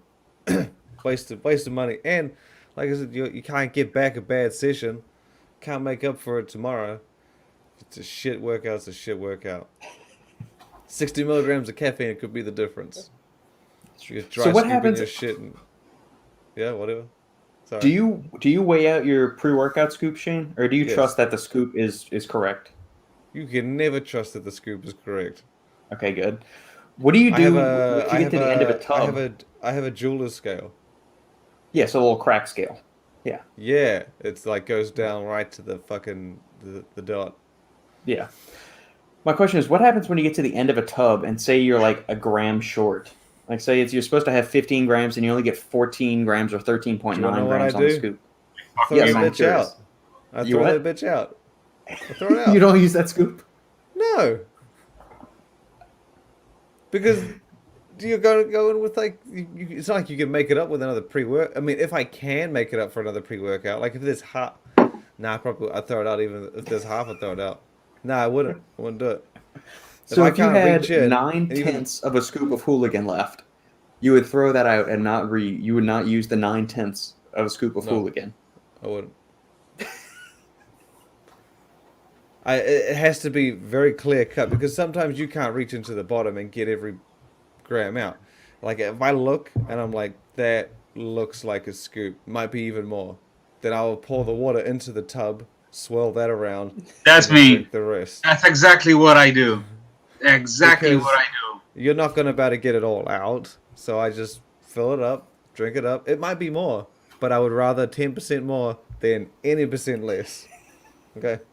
Plus the look on people's face when you like mix the entire container with one scoop and just like. My wife used to look at me weird when I did that, and I was like, bro, I need to have a good.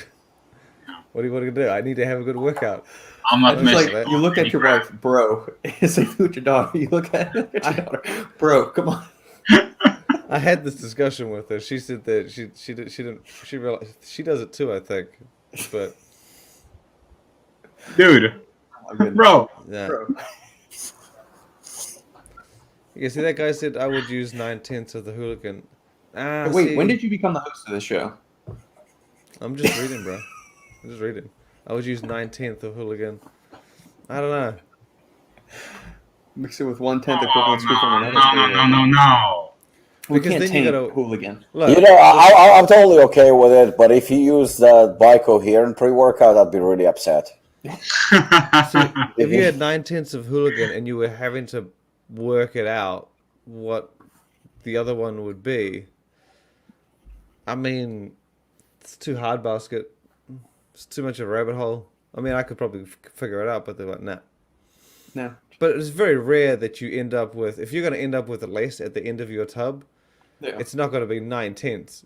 I don't think I've ever come close to like being like, ooh, it's a little bit less. Usually it's fuck all, or like, you lose a whole serving somewhere along the way. Agreed. So if you're mixing this out and you're pouring it in your shaker cup, do you ever on occasion spill some powder onto the countertop? Oh yeah, and you just. And what do you do with it? What do you like? So do you just take your finger and kind of lick it up that way? Do you? No. You snort it? You put the shaker at the bench and then you just flush it in. I can tell you what, sometimes, like, I've been mixing it, and like, there's more than one occasion. My daughter's knocked me, or I've spilt it, or some's fallen out, some's on the floor. I will pour out what I poured in my shaker cup, and then put what's left in the scoop back in the tub, and then get another scoop. Because I want it to be spot on. Okay, so have you ever made the mistake? All right, so let's say you've got your shaker full of water. You got your scoop in there. And you see how you can put the cap here, but it's not clicked all the way? And so you click, so you know it's secure. But have you ever picked up your shaker to kind of shake it, and the top is not secured, and liquid shoots out onto the floor? What do you do in that instance? Do you just toss that whole thing and mix up another scoop? Yeah, but once in my life, I've done that. Once. I've never done it again. I did it twice. One time was with an explode, and it was literally an explode. Yeah, it was. Explode was in my entire room, and that bitch was like so buzzing, and I said I had entire shaker, so it spilled out everywhere. So after from the entire shaker, I had maybe like 300 milliliters or something. So I said, okay, I'm gonna go with new scoop. So I don't think it's that weird of a thing. I mean, I don't think it's that. Look, here we go. Yeah, see? I agree. This dude knows what's up. I have never mixed up a pre-workout in the actual tub in which it was delivered. I always portion it out into a shaker Do you cup. know why? It's because you eat too many vegetables. That's why. yeah. Of course. If you stopped eating the vegetables and just ate real shit, you'd be drinking pre-workouts too. Boost testosterone by 684%. Stop eating Probably more vegetables. like 1,000%. It's way more hardcore. If you can call yourself hardcore, then your testosterone is it's leveled up that day anyway. So There we go. I need to get the new Apollon testosterone support anabolic matrix. We can't say booster. We can't say test booster anymore. Anabolic support matrix. No. I say test booster all the fucking time. People tell me not to, but I can't. Dragon Pharma Venom had a spicy aftertaste. Let me pull that up. What are they up to lately? It seems like they've been quiet. They have been. Last year they were crazy. Yeah. Is Drew still over there? Yep. Yeah. He is.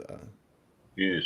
See, watermelon, bomb pop, fruit punch, pina colada, blue raz, and white dragon. Well, I think doesn't he put, yeah, he's got grains of paradise in there. 30 milligrams of that. Here, I can pull this up. I really liked what they did with their health line, well-being, that's pretty cool. but at the same time, they're like keep on quiet nowadays. So don't know if it's gonna increase in SKUs or not. Yeah, so He we got, came in and he just revamped the whole line. He just yeah. pretty much did a year's worth of work. Well, yeah, but I remember our chat, and he mentioned that he's gonna do more and more SKUs. He's gonna release new protein or something like that, and Yeah. Yeah, I mean, I like this overall. You're getting definitely enough pumps in performance. Maybe I would like to see the tyrosine a little bit higher, but What's your favorite ingredient? A 7. yeah, we'll let that slide.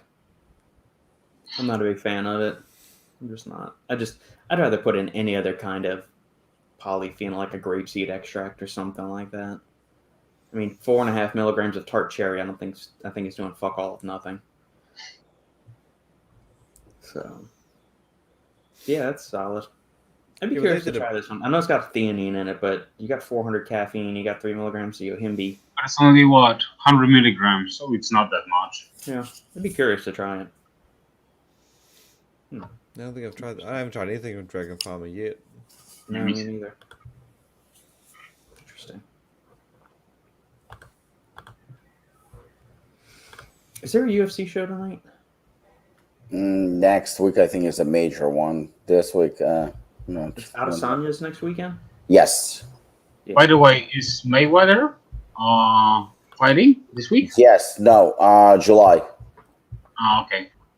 Because I thought he was fighting like No. July, definitely July. I think like July, maybe a week after 4th of July, somewhere around there, beginning to mid July. With the Logan brothers, right? One of them. I don't No, know. no. Louisiana boy, Dustin Poirier. That's a third. Oh. That's a third fight. Ah, okay. Sridhar. Weirdly, I have a pre-workout where the serving size of the full scoop matches the grams when I include the weight of the scooper. Have you guys seen this? Okay, so let me make sure I'm understanding this right. So on the product tub, it's giving you the weight of everything, so it's including the weight of the scooper as well. So it says like I don't think the label on the tub includes the weight of the scoop. He's just saying that. Yeah. He's just saying that when he gets a level scoop, and he weighs that with the scoop, that's what is on the tub, on the label. I think so basically they have to do a heaping scoop to get what's on the label. Yeah, correct.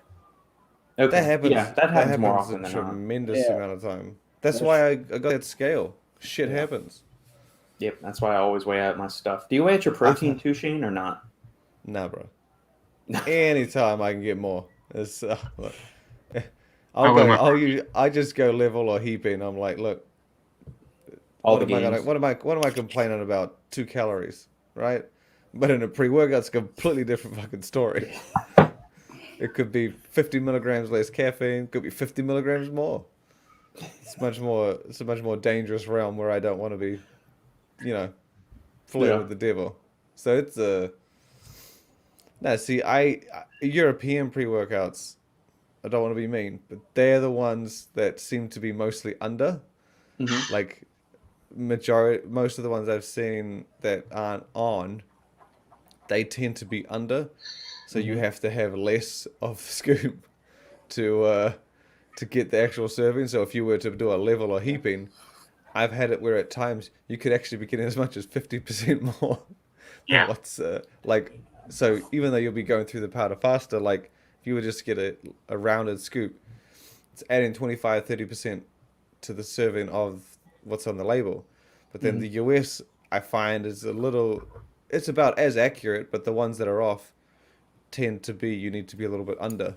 So like I've had pre-workouts where I have to shave, sorry, not shave, but actually have quite a bit more. So with the other way around, you need to have a rounded scoop to get the right amount, where in Europe, you kind of sometimes need to have a tip a bit out to get the right amount. It's really interesting. Gotcha. I don't know why, but that's why you get the scale. Yeah. Apollon protein, as far as the scoop, is right on the money. I remember weighing it for the first time. It's like spot on. Do you weigh your protein? Of course. Oh man. Well, yeah, because like I'll do that because I've had some where you take a full scoop of protein and like it should be like 35-gram scoop. It comes out to like 45, and so you're losing servings by that. So instead of getting 25 servings, you might you know what that means, Robert? They're just saying, you know what, you need extra protein, Robert. That's why. Too many vegetables. They say, look, dude, this guy, give him the small scoop. He needs more. He's had too many vegetables. He needs the protein. Yeah, he's something not right there. Yeah. And if it weighs less, then you need to lose weight. It's just the brain giving you some motivation. They just say, look, dude, this is what's up. Touche, Shane. I don't even have a response with it. Don't even have a response to it. Okay. Yeah, I don't think I've ever measured my protein. Do you measure your aminos? Again, look, nothing wrong if you have more aminos than you need to, is there? Nootropics? Do you measure nootropics? Oh yeah. Oh yeah. You gotta measure. No. Oh, dude, come on. You're not measuring that? Well, I only have them maybe once a week, twice a week. Yeah. And if I do, like, I mean, no. Like, if I'll just get the scoop out, I'll be like, oh, here's one scoop, take it. If I take it, I'm like, well, this was shit. Then I might measure it and be like, no, it was on, so the thing just sucks. That's it. most of a lot of nootropic products are capsules anyway. Yeah. So I mean, I don't know. Pre-workout's the only one. Pre-workout's the one I got the scale specifically for. Again, you only get an hour a day, man. You don't want to fucking ruin it. You don't want to spill some hooligan on the fucking bench.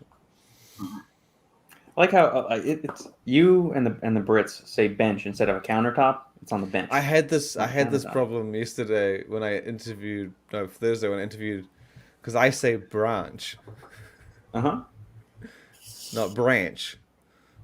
Ah, okay. Because I know you. Because whenever I would go to restaurants in the US and they'd be like, "Oh, what sauce would you like?" and I'd say ranch, and they're like, "Excuse me," and I'm like, "Oh, sorry, ranch." I have to go with the A, right? Right. And then when I've been practicing it for years and years, and so even here, I say ranch. They're like, "What sauce do you like?" "Oh, I get the ranch." And they don't. When you're in Australia, when you're like outside of America, no one cares if you say it that way. Yeah. But if you say it the other way in America, they're like, "So what did you say?" I'm like, to me, I'm like ranch. You can understand the word I'm trying to say, but when you're being served, they look at you like you spoke a different fucking language. Yeah. But then when I was talking to Branch, I was like, I haven't been practicing saying branch, have I? So when I said it, and then like a few names later, I was like, oh shit. But he didn't say anything. So I was like, maybe he doesn't care, or he does. I don't know. But I've only ever applied it to ranch, not ranch. So I was wondering if, yeah. But he How do didn't you say seem to ranch, Robbie? What's that? How do you say that salad dressing name? Ranch. Ranch? Yeah. But actually, funny about Branch Warren is immediately after you did the interview with him, he texted me, and he goes like, "Shane is a cool guy." I'm like, okay, it was like one sentence. I said his name wrong. You know what? I think these guys, they travel so much and they meet so many people from different parts of the world. I don't think it matters. I think like that they used to it by now. I don't think it makes a huge difference. But I can definitely see, like, you know, if you go to a restaurant or something like that, it can be a little bit brutal because I have a very good friend of mine from South Africa, and when he came to United States specifically, you know, at that point, I still think I stayed in Brooklyn, and we would go to a restaurant or something. And it was definitely a struggle because, you know, the whole pronunciation thing. That was like, you know, tomato sauce. I mean, ketchup would be tomato sauce, and you know, they would just stare at him. And I'm like, oh shit, it's ketchup, you know. So I would actually need to step in because he's never been outside South Africa before. He's actually Portuguese, so he would travel to Portugal and he speaks fluent Portuguese. But in terms of like a different version of English, I mean, the only thing that he would probably see is the American movies. But actually interacting with Americans, it was a completely different thing. I think if you go to something like you travel to Florida, like Miami, or you go to LA, where they're more used to like different accents and people visiting from all over. But when you go to probably like Texas or Brooklyn, you know, I mean, it's a whole different ball game, and you know, sometimes they have difficulty understanding. The same thing goes with like, you know, when we talked about the weather, the temperature. You know, you say, I remember that. Because I lived in South Africa, and the first time I came to United States, I remember that you know, I was in New York, and when they said like temperature is like 90 degrees, I'm like, what the fuck? You know, yeah, we were on a plane, and as we were landing, you know, I was coming from South Africa, so in Celsius, 40 degrees would be fucking hot. 40, 42 would be very, very, very hot. And as we were landing, the temperature, and it was July.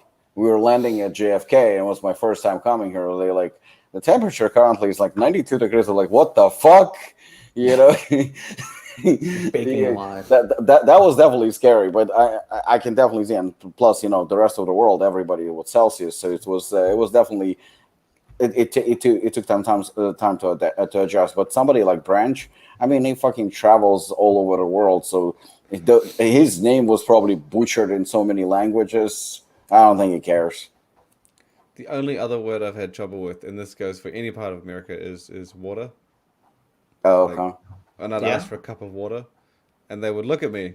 The first time, I was like, I remember having a discussion with someone, like looking at her, being like, "Water."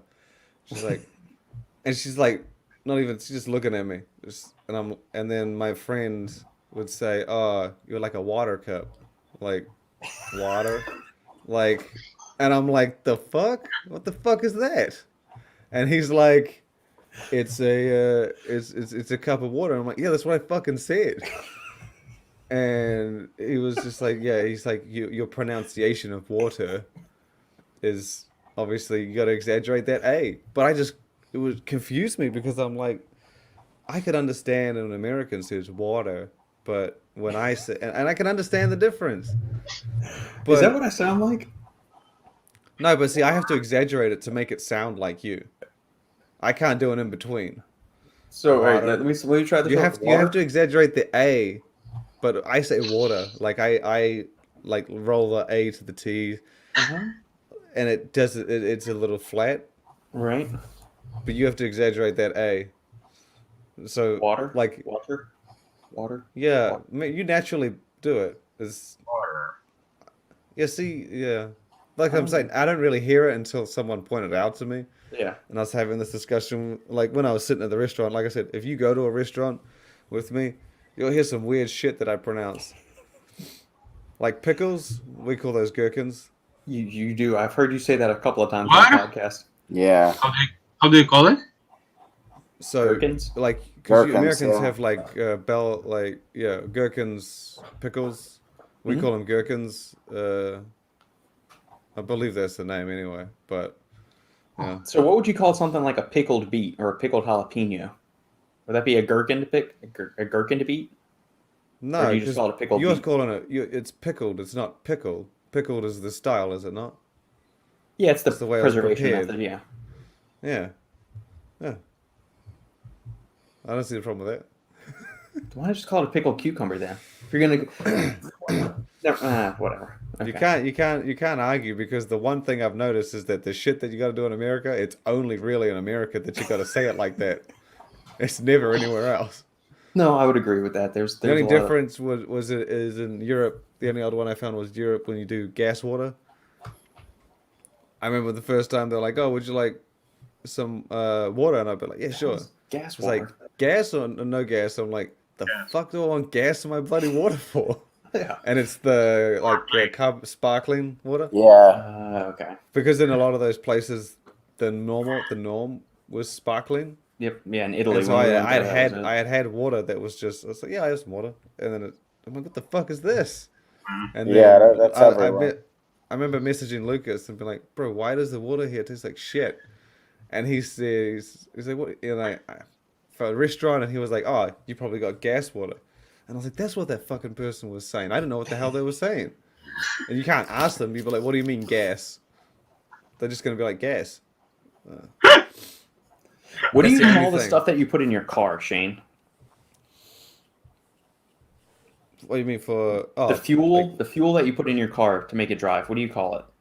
you call it petrol or gas. Yeah. I In was South, like, I know the Brits say petrol. yeah, South Petrol, we We say Africa. say too. gas. We're gonna say we're putting gas in our car, short for Yeah, gas. we say petrol. The majority would probably say petrol. In UK, petrol is probably Yeah. the most popular Yeah. description for fuel. But in other parts, they say gas. Okay. Yeah, but the UK is another place that drives on the left-hand side of the road, if I'm not Right. mistaken. They're screwed up. Yeah, but that's what we do in Australia and New Zealand. Yeah. Yeah, you're screwed up too. Yeah, there's only like a few places that do it. Yeah, I think it's New Zealand, Australia, UK, I believe. Yeah. Well, South Africa, definitely. India. Yeah, everybody so- that was owned by Britain at one point or another. Yeah. We know our shit. In The other India, thing- they I are think messed that- up all over the The other place. thing man. that threw me out is that in the US you have those intersections, and it's like a four-way intersection. There's no traffic light. There's no roundabout. It's just chaos. It's Oh, like- the stop signs. Yeah. yeah, and you just Yeah. pull up, and it's just go if you want, right? There's an I remember order. s- There's supposed to be an order. Most people are just too dumb to understand what to do. Yeah, no, but I've seen them before, and I'm like, I remember being in an Uber. I'm like, what the fuck happens here? Who goes, right? Like in Australia, we have a roundabout. We Yeah. have the big circle, and you just go if no one's coming. You know, it works in France. Got that giant motherfucker in the middle of Paris. You know, it works most places. But you guys just have this. You know what?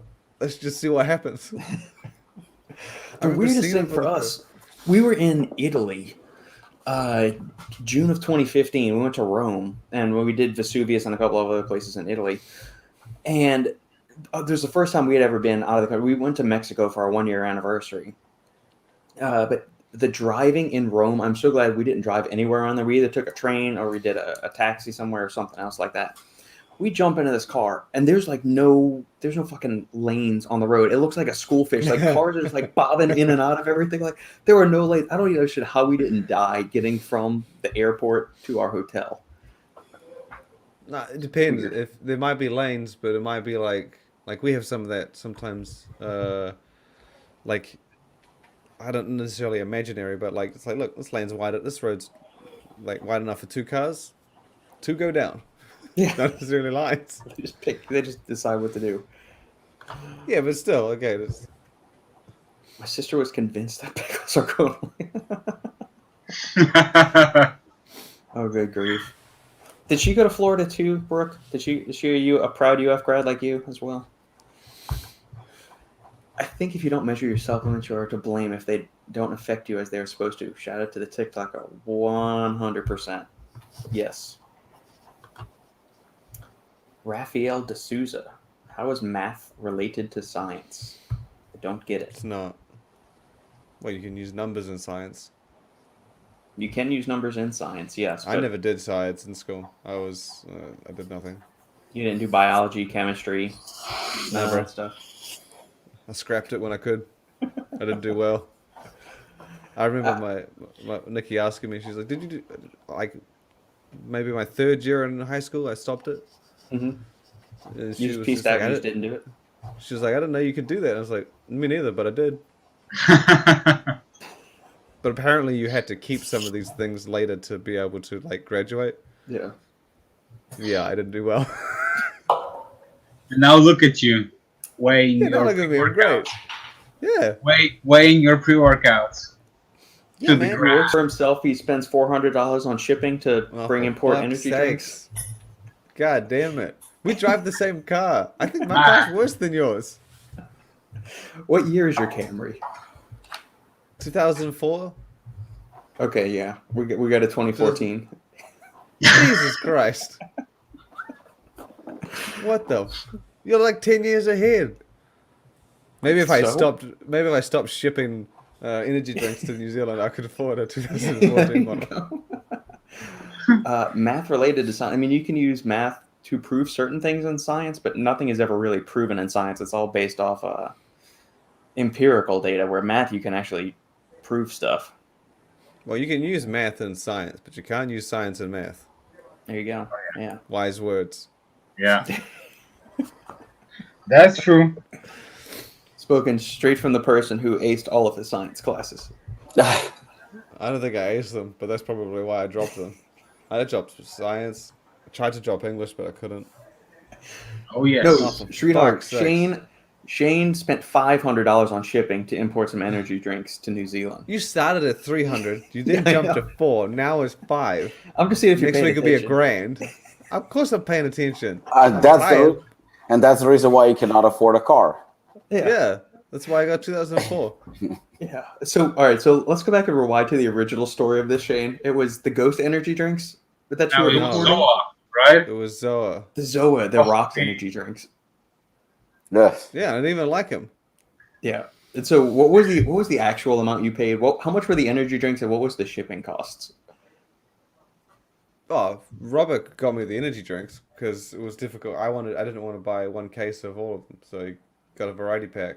I think it was like 250, 300 US. And You guys have fucking insane. Huh? Do you still have any more of the Zoas left, or did you finish them all? I didn't finish them. That's impossible to finish. Yeah, I drank one for the review. I unfortunately poured the rest out. That's But then I wasn't gonna drink it, and Nikki sure as shit wasn't. She's worse than me. Again, to her comment, I'm a bit frugal. I may actually drink some stuff or take a pre-workout if it tastes like shit because I'm like, you know what, I need a buzz. But Yeah. Nikki's much more tolerant than me. She'll just be like, no, I'm not touching that shit. I'd rather go nothing than have that. yeah, it's definitely not a pleasant drink. But I had to pay it. You know, how else was I going to try it? It's cost of business.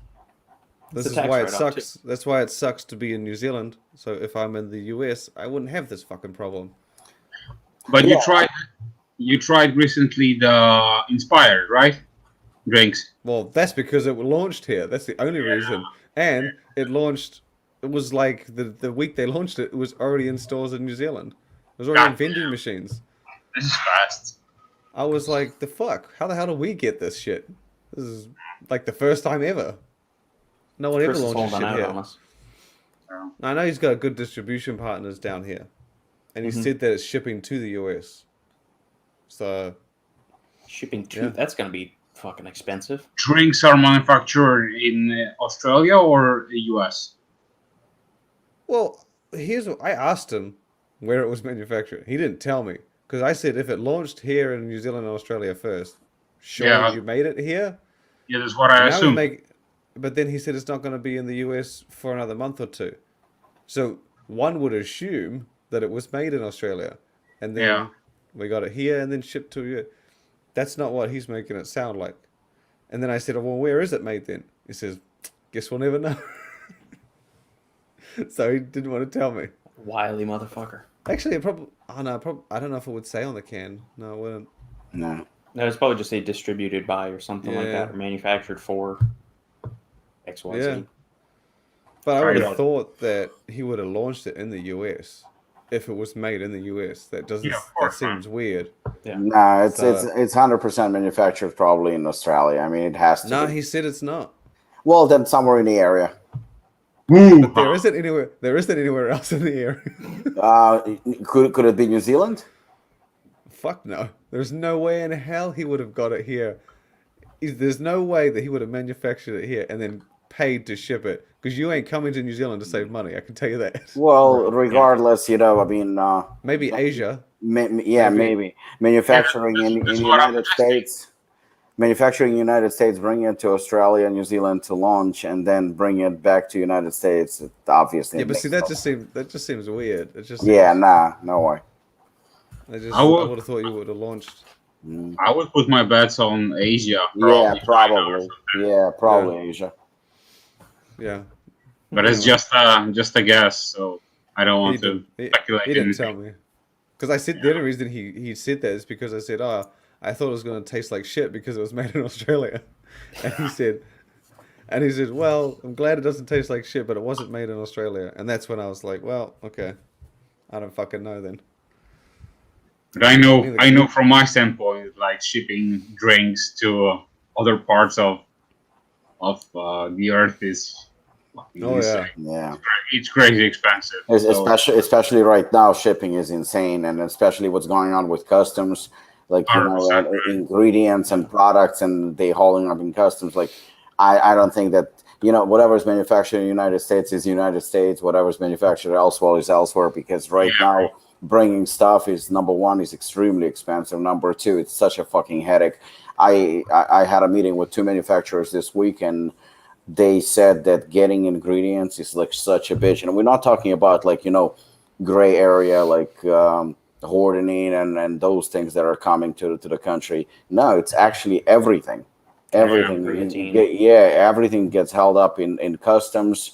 They're releasing it whenever. There is nothing you can do. Actually, one manufacturer told me that he was shipped stuff from China, and again, like a legit ingredient, nothing gray, nothing, just a legit amino something or whatever, and it sits in customs. So he reached out to them saying, like, guys, you know what, I need this for a customer. They wouldn't even talk to him. They would only talk to the guy who shipped it, which was out of China. So the guy contacted them and said, like, well, when are you going to release it? We'll release it. And the bottom line is now you don't know when they're going to release it. Yeah. But that's the thing. So somebody sitting without a product, there is no authority, there is no there are no consequences for these obviously horrible actions that are taking. I mean, they fucking up not only the manufacturing, they fucking up people, they fucking up businesses, they fucking up everything. It's a terrible practice, and and he's still sitting there. That's the reason why I said that I'm hesitant, like right now, to tell when we're going to release the product. I used to say like, oh, we're going to release it in 4 weeks or 6 weeks, and typically it would be released then. But right now, and I talked to the guys from Core, and they had also a product right now that they were supposed to release, and they also got delayed by weeks just because of fucking containers, lids, or something like that. I mean, something stupid, and that you literally have no choice. I mean, you're working right now on a couple of different like capsules formulas, and I talked to the manufacturer, and I said to him like, not that it matters that much, but I told him like, these I would like in black, this I would like in red if possible, and he goes to me, Rob, I can get red, I can get yellow, I can get green, but you will have to wait. How long you will have to wait, I don't know. Right now he goes, I have shitload of black, so apart from the problem that we're dealing with ingredients, I don't think you want the headache of dealing with capsules as well. So I was like, you know what? I'll take whatever you have. I mean, that's just like, I'm not going to overcomplicate things. I said, when things calm down a little bit, then we'll reconsider. But that's pretty much it. There is not much you can do. I mean, it's a pretty fucked up situation. Yeah. Crazy. She went to USF. New York traffic is horrible. Never been to New York State, New York City, or anything like that. Man, those guys really are make room when there is fucking none. crazy. I've been in a taxi and I'm just like, if you're not aggressive and like pushy, I feel like you wouldn't go anywhere in that main city area. You'd be stuck. It scares the shit out of me. Even when you're like try crossing the road, Yeah. like if you don't cross, it's like they'll like edge to see if they can go around you. Mm-hmm. I'm like, that's like, and they get close, and it scares the hell out of me. I'm like, I thought I was allowed to cross, and then like you hesitate, and you're like, wait, am I not meant to cross? And then they'll edge more, and then you're like stuck. Yeah.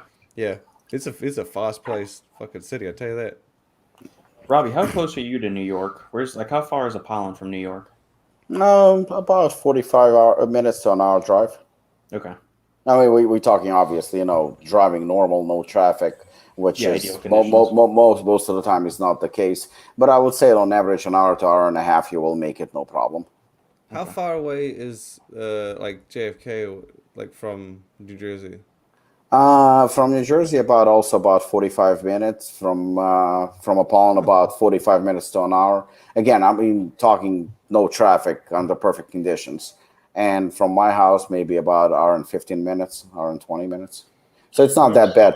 The closest airport to us would be Newark. And I think that's the one that you flew into, right, Robert? Yep. Yeah. I mean, that's 15, 20 minutes from Apollon at the most. And typically no traffic, no issues. And it's a decent sized airport. So, a lot of international flights, and typically would be less of a headache. And sometimes I would be willing to pay $50 to $100 more per flight just not to go to JFK. I think it's going to cheaper because you don't have to pay tolls, you don't have to sit in traffic, you save on gas, so it's fine. But JFK, like honestly, flying to us, the best choice would be Newark, and second would be probably Philadelphia, because Philadelphia from us is also about an hour at the most, and it's a decent sized airport. But JFK, like I'm trying to avoid at any cost. I'm pretty sure I've flown out of Newark before. I think I did. Oh wow! I didn't know it was on the other side of the fucking. Yeah, I mean the funny thing is like when you purchase a ticket, Newark Airport comes as New York.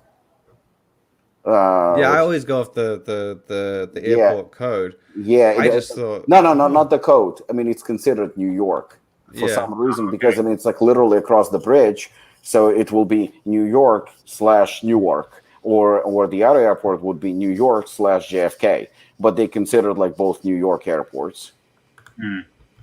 LaGuardia is another one I've been through. But LaGuardia is close to JFK, but that one is a true nightmare. The traffic there is just horrible. Yeah, and I it's did a New small. York one, yeah. Huh, Yeah. interesting. Didn't know that. I thought they were all pretty close. I mean, from I just from each other. I mean, they all about like I would say, LaGuardia from JFK is probably 20, 30 minutes, and the rest of the airports they about an hour from each other. So it's not that bad. That works. All right, guys, I'm gonna have to head to a birthday party. Oh, well, at least you made time for us this week, so that's good. Fuck you.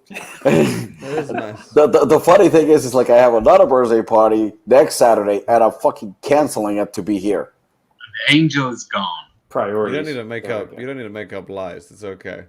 No one's. No I one's just don't want to gonna- be here with us next But week. the only reason why I'm coming back is because unfortunately, like today, I didn't have a confrontation with Shane, so I'm hoping for next week maybe we'll finally have a repeat of our fight. We'll figure out something.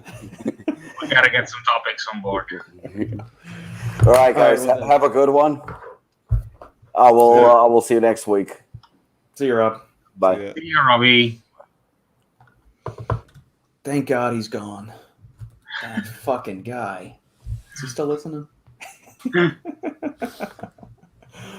You're welcome, Brooke. I don't like this orientation. Is that better? That's better. Do you That's like better. this more? No. Oh damn. Whatever you just did is horrible. Can we do that? Oh, no. Here we go. Don't put me on blast, man. Can do that. Make Shane Yeah, the lead. don't. You don't want to see the background too much. Well, I didn't see anything until your ass turned around and started to look around. I could. There's a white wall, and that's basically it. No, my daughter's left her shit all over my floor. Oh, okay.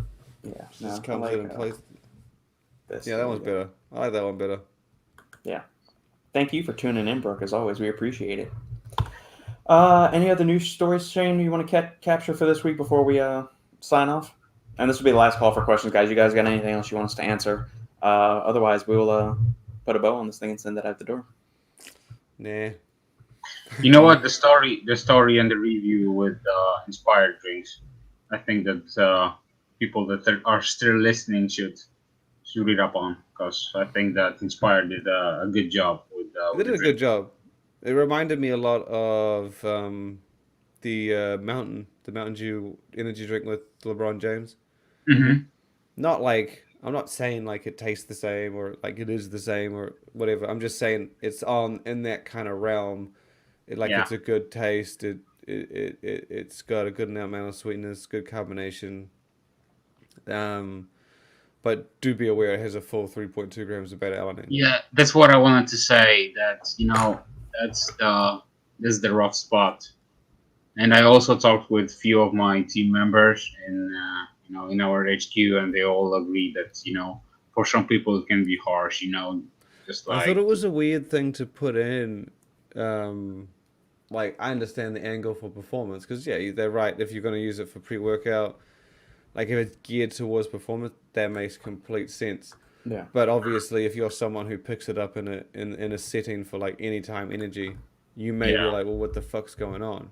So I get that, but I guess it works good for them because that's probably what they've gone for, and it's called Devastate, which is notably a pre-workout. Well, yeah, so I guess sure. It's really geared towards performance, but I did feel that I've got the pins and needles like way more obviously with this than a pre-workout. Mm-hmm. I always get that. It always seems very more apparent when I have it in an energy drink as opposed to a pre-workout. I don't know why. Just do. But I also think it might be because I don't have energy drinks for the gym. I'll have them when I'm walking around or working. So I guess I'm a lot more open to feeling those rather than when I'm in the gym sweating, fucking heating up, throwing up maybe. When you're testing the drinks, are you like splitting them through the entire week, or you are trying to take a sip of each one? No. So when I do a review, I'm not gonna pound fucking 5 cans all at once. Yeah, of course, man. I'll have like a few sips of one. Like the way we did it is I had got home, opened them up, had a few sips of one, had a few sips of the next one, put them in the fridge, and then when we did the review, I just did the same thing again. And I I wouldn't have finished like a third of a 2/3 of a can, 3/4. I wouldn't have done a whole can combined from what I had from each flavor. Mm-hmm. I only sipped a little bit because I did my review at night, so I didn't want to like stay awake. I mean, Yeah, it that's what I didn't was work anyway. expecting. Yeah. But no, I'm not gonna. But I like I said, I always get it when I have beta alanine in energy drinks. Yeah. Yeah. I think it could be confusing for people who don't really regard energy drinks as pre-workouts. More of like caffeine-heavy pick-me-ups. Yeah. Yeah. Yeah, I'd But agree I with guess that. we don't really. I mean, we get that this drink is in New Zealand and probably in Australia in like specialty sports stores. Mm-hmm. I don't. I mean, if it showed up in in like the cooler or the chill or whatever at a gas station or a 7-Eleven, maybe, but that doesn't seem to Yeah. be where this is going. And Do again, you the name think Devastate is Do you think pre-workout, they so plan? Do you think they plan to expand to like global markets? So you think it's gonna be more like a special drink, just for like sports purposes? I mean, if it goes well, then hell yeah, they'll probably expand it. Don't see why not. And do you think But that if they're gonna expand, their reformulate or they make some tweaks to the I formula? think he would. I think he would. If they were to do an energy drink for like any time of the day for just casual use, they wouldn't have called it Devastate. Mm-hmm. I imagine that he would have made something separate. Right. So like I said, I only just say be aware of the beta alanine because most energy drinks don't have it, Mm. and most of them are interchangeable. Like, Bang could be used for pre-workout and any time of the day. Monster, vice versa. Not saying that Devastate can't be used for any time of the day, but the pins and Yeah. needles can feel a bit. But like I said, I think it just makes it more performance based. Mm. Makes it more, I guess, workout orientated. How do you consume your energy drinks, Shane? So we know how you consume No, your for fuck's pre-workout. It's all I down. thought You're you were not. gonna say. I thought you were gonna say we know how you get them in. Oh, we know that too. I mean, We're apparently spent well versed on your $500, $600. Is it $600. 700 yet? Maybe 8. Fuck. So do you drink the entire energy drink at one time? Do you sip it throughout the day? And then what happens if you have leftover? Do you just dump it at the end of the day? Do you stick it in the refrigerator or the chiller, But as no, you just said, yeah, and let it go overnight? I thought chiller was your thing or cooler, whatever the fuck. I Was say it? refrigerator or fridge. Yeah, we say refrigerator. Okay. Yeah, but you don't say like when you go to the gas station, oh, can you get me a drink from the fridge? Yeah, I do. You do? I thought I that was do. the cooler chiller thing. No. I don't know. Mm, I'm not okay. with the Either cool way, kids. no, it's happened a lot since you left Instagram. Things have changed. It's we're now calling things different. No, I but don't like understand the world anymore. I would have an energy drink, I guess, if I was going to FIBO, if I was going to the Olympia, and I needed to be actually awake and talk to people, Yeah. then I would. Or if I was like late night at work, but then if depending on how much work I might have, a nootropic. Hmm. And I mean, yeah, I never tip them out. You just put them back in the fridge. Okay. This All right. is a waste. Well, I didn't I'm know if you just got rid of them or do you actually save them? Because you're not saving your pre-workout. We established that. You're using the whole Okay, thing no, or no, no. it's a You're bust. missing the point here. You're missing the point. A pre-workout, like you want to have the best you can because, like I said, if you have a shit workout, you can't gain it back tomorrow. You can kind of make up for it, but you can't replace it. Right. It's gone. You had a shit day. Nice one. You suck, right? But with like work or going to like you're not necessarily being like, okay, I need this much caffeine to get going. I just Mhm. need something to be awake for my mind to function. And then generally I find sometimes it just takes like a quarter of a can, half a can. And then your brain's like, okay. Because I always feel that once you actually start thinking, you wake up anyway. Right. And so that's what I've always gone with. So I don't have a whole lot. Okay. But if I needed to be awake for like 6 hours and I was like, I got this much work to do, Yeah. I'd pound the bitch. I'd put 2 on my desk and I would get going. Okay. All right. I know some people who will drink several monsters or rains a day just for casual use. Some people just don't pay attention. Well, yeah, I will echo those sentiments. Sandy said countless times that her little high schoolers are just drinking like super extra large Starbucks all day or drinking like 1 or 2, 3 monsters in a day or something. It's crazy. It's I maybe did that a few times at the FIBO or Expos. But FIBO. Yeah. It FIBO is happens. FIBO is like work. So you gotta be on point all the time. So you basically just like chugging drinks. More importantly, when Lukasz wants you to get up at 5 in the fucking morning to go to the gym, guess what? To walk through It's the gonna adult video store first. Don't forget about that. Yeah. You kind of you have to have the energy drinks because you're fucking tired. Yeah. Yeah. I had a question. See, I've always said nootropic, right? Like NOO, new. I have heard a lot of people say nootropic. Either nootropics or Nootropic. They're pronouncing the O's in separate ways. They're saying no, and then they're pronouncing the second O, or they're saying like the O and like no. That it's a wave. it's weird. Yeah. I say nootropics. I thought I was like it's nootropics. Like you don't say when I want to go to the zoo. Zoo. No, it's the Zoa. So But no, the study of zoology, you don't say zoology, it's usually zoology. Well, that's because you've got a second word attached to it, isn't it? They're pronouncing the N-O, then the O, then the tropic. They're pronouncing it in 3 different ways. Yeah. Why are you breaking up that middle O? I don't know. Zoology makes sense because it's ology that's a very known. That makes sense. Yeah. Tropic, no, and you're just keeping that little O by itself? That makes no sense. I'm glad we don't have these issues here.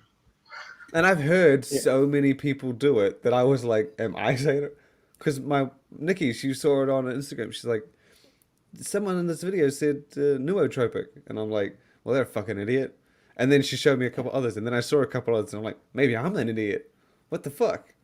I just don't think I mean, a lot of these ingredients, because I've said things improperly before, like certain ingredients, but we don't have like a fucking phonetics guide on how to pronounce these ingredients when they're issued. You when know you're what? reading these studies. But this and isn't stuff. an ingredient. This is a No, word. it's a whole classification of stuff. You know what? Google. Oh, well, this is in fucking Greek. What the hell? Where's my little breakdown of how to say it? There should be a speaker or something. Yeah. Nootropics. There we go. It's right here. I got it. I just pulled it up. Well, Google's saying it nootropic. No. Google. Nootropic. I just pulled it up. What are you talking about? Do it on the speaker. I don't know if that'll work since I got my headphones plugged in. It'll go through Watch your here. headphones. Look at it. Yeah. See? Nootropics. Not nootropics. Play it. Pucks. She says nootropics. Nootropics. Look, I have Google right here, and this bitch is saying nootropic. Let me get rid of this. Nootropic. Well, This you're is hacking through probably some why Greek people- server or something. No, it's showing them. It's doing that Greek part for the meaning, for the originality. Maybe this is why people are getting mixed up. Maybe it's a Google Russian can't get it. Google or something. Yeah. Google can't get its shit right. Were you hacked by the Russians, Shane? Yeah. Well, you hacked by the Russians. Maybe you're the wrong one. No, see, go to Wikipedia Okay. and then look in the fucking brackets. Nootropics. Yeah, you're hacked, motherfucker. See, Nootropics. maybe we are wrong. Fuck. Huh. Yeah, but who says Wikipedia's right? I mean, majority would say Wikipedia is right. Yes, it I can have be a wrong, PhD in but nootropics. I don't give a shit. I'm How the world's stupid. greatest formulator. I invented They are- nootropics. They didn't- Nootropics.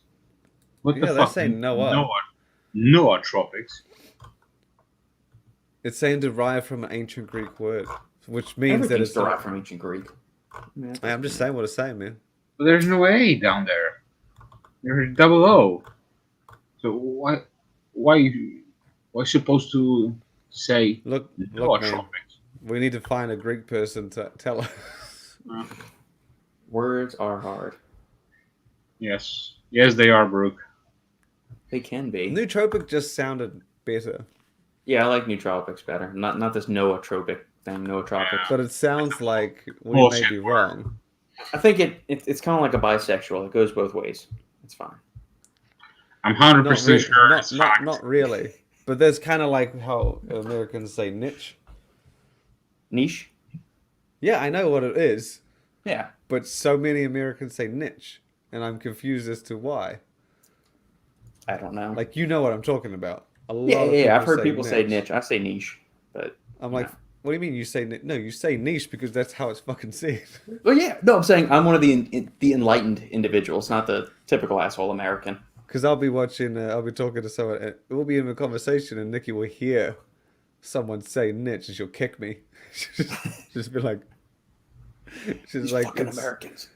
But then it's, I don't know, yeah. Let's leave this place. Yeah, but I don't see. Maybe this is me. Maybe I'm doing a niche right now by saying nootropic. I don't know. I don't know. Have y'all ever had people have difficulty saying rhodiola? Like I've heard people say rhodelia. For a longest time, I thought Luxoginin was Lexoginin.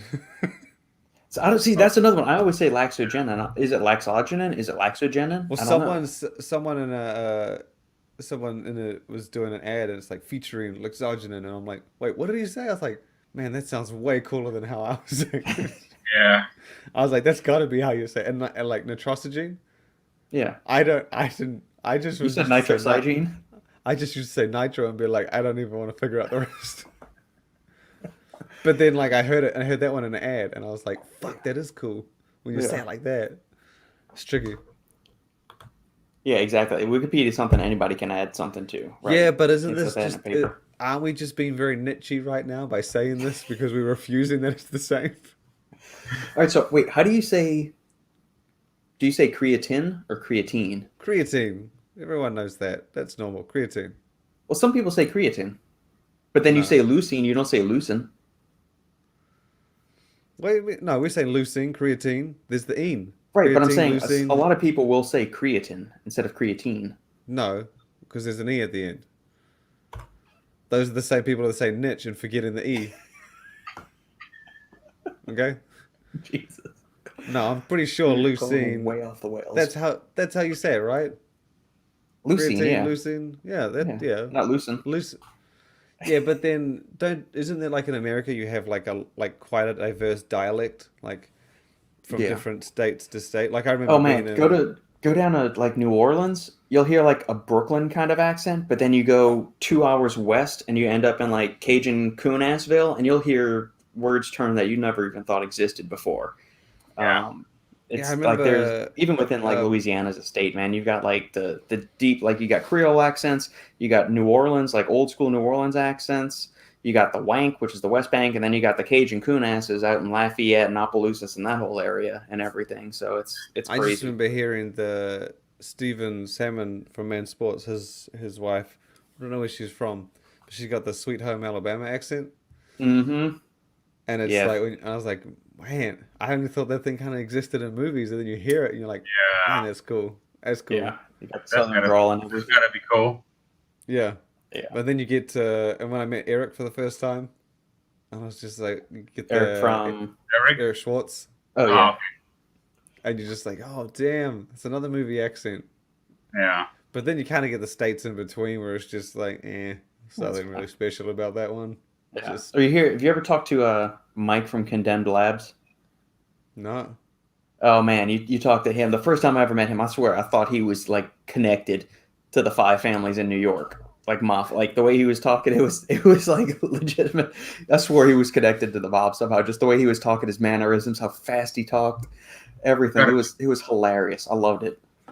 Gotta be I think cool, right? Yeah. the toughest one for me is some of those thick dialects in the UK. Mm-hmm. Like Oh, at all times, I can understand any American accent.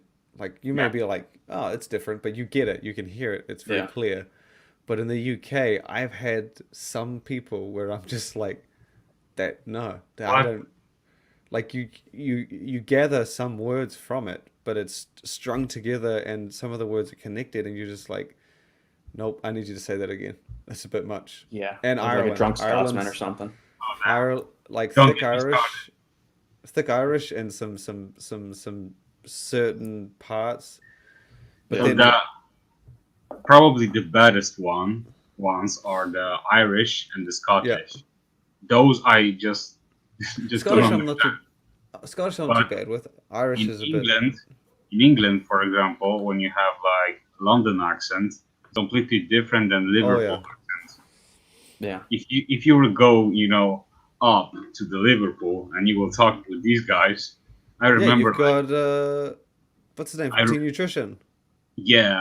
but hold on, I He's remember not bad. He's not bad. I remember talking first time with Thomas from Applied Nutrition. Bro, he's not bad. no, he's not. But when he starts talking and he speaks super fast, and I was like, I hold don't on, think he speaks hold on, that hold on. fast. No, man. But to me, to like Polish guy, But, that's yeah. fast. That's Yeah. fast. Yeah, so I need to like understand everything. So, yeah, man. But that's pretty. He's not. It was him who told me that a lot of the places in the UK they have their own slang, Mhm. Yes. like, and they'll bridge together words, and it will mean just like a few other words or a sentence, and they'll just throw it in there. hmm And if you don't know what it means, you might be stumped or be like, "What the fuck was that?" And then he said that's what a lot of parts do, and so it's yeah, he was telling me a couple of them, and I mean I don't remember them. I vaguely remember some, and that's why he's saying like you may not necessarily understand because it will be English, but it'll be hmm mashed, and like yeah, they'll throw in the slang terms quite a bit. Yeah. But in Ireland, yeah, it's they were just speaking, Yeah. and you get fucking lost. Yeah, man. It's crazy. Oh. All right, gents. I think we'll end things there for this week, and we'll pick up next week for episode 50, and then we can have our blowout bash Oh on. shit! It's 50 next week. Next week God is damn. 50, big 5-0. God damn. I know It's probably like 49 for me because I haven't been here if I missed one. you did. I missed one too. Yeah, well, Robert missed two, so it's kind of. Y'all are all slackers in my eyes now. So it's Robert's 50th. Right. Are we doing anything special? Yeah, we're gonna have a carb eating challenge. All the vegetables you can What? eat. That's not eating carbs. You may as well A just vegetable- ask us. My 3 soon-to-be 4-year-old knows what a carbohydrate is and understands that fruit and vegetables are carbohydrates. Let's wait with something special because I know that you're cutting, so I'm not gonna like bust your results or anything like that. I'm not gonna be a bad Lucas. So yeah, man. Give me a couple weeks. I'm slowly climbing down. I think I'm like 210, 212 now. Probably we're gonna do it like on maybe 52 episodes as Robert suggested. It'll be our anniversary When's the special. anniversary? Yeah, It's gonna when's be the an anniversary? So this week is 49, next week is 50, following week is 51, and then 52. Oh, wait. Hold So you've on got a second. 2 weeks. So June 26th, 3 weeks from today. Oh, shit. You gonna make it? I'm flying that day. What? I'll check what time. I'll check Dude. what time. Fired. I check what time because I don't know what time. Who's the second leading news source for the industry? I'll reach out to them and see if they want to be on the show. There is. I don't want to say. I'm just There's scared. only first. There's only first. Look, Robert leaves and you want to start argument now? We'll pick that up. That'll be our. I think. Well, then maybe we just need to do a 50th challenge then. Maybe we'll do a 50th challenge if Shane can't make. Nah, you know what? I can look it up. I'll see where my flight is. He's gonna make it. I mean, I figured with all the money you're raking in, you probably have a charter your own believe- jet. You can just I charter believe your own it. jet. Yeah. You spend $700 on importing energy drinks. If not, I'm pretty sure it's he's gonna 800 do a now. podcast with us on plane. Pretty sure it's He's mad. 800. Yeah. Inflation is incredible. Yeah, I leave at 11:50. So if I do the podcast, ooh, I gotta make sure I get some training in. Ooh, what do I give up? I work out that day or skip the podcast? Structure your workout to where that's your off day. Is the podcast? But what are we day. planning on doing? We'll have that. We got to have Robbie as part of the conversation. If we can figure that out on the 50th extravaganza next week. Depending on what we're doing, I'll show up. Okay, there we go. All right, listeners, for tuning in, thank you for joining us on this. As always, we appreciate your support. If you like what we're doing here, make sure to like, comment, subscribe, share the video with family, friends, and loved ones. If you listen to us on any other podcast bruising platform, give us a 5-star review. That will help us climb up in the rankings on all the and climb up the algorithm, and that dictates anything and everything to which we are exposed these days. If you're looking to further support the brand, there's a link down below that Robbie was nice enough to give us a code Final Scoop, and that will save you 15% on all Apollon Nutrition products. Thank you, my friends. We had a super long one today. This was fun, and it got even better once we got rid of Robbie. So again, we're showing that we don't need him. As always. As always. See you next week. Thank you, Brooke, for extra dollars. Yes, Brooke. Thank you as always. We truly appreciate it. All right, gentlemen. Thank you, and we'll catch you all next time on the Final Scoop. Cheers.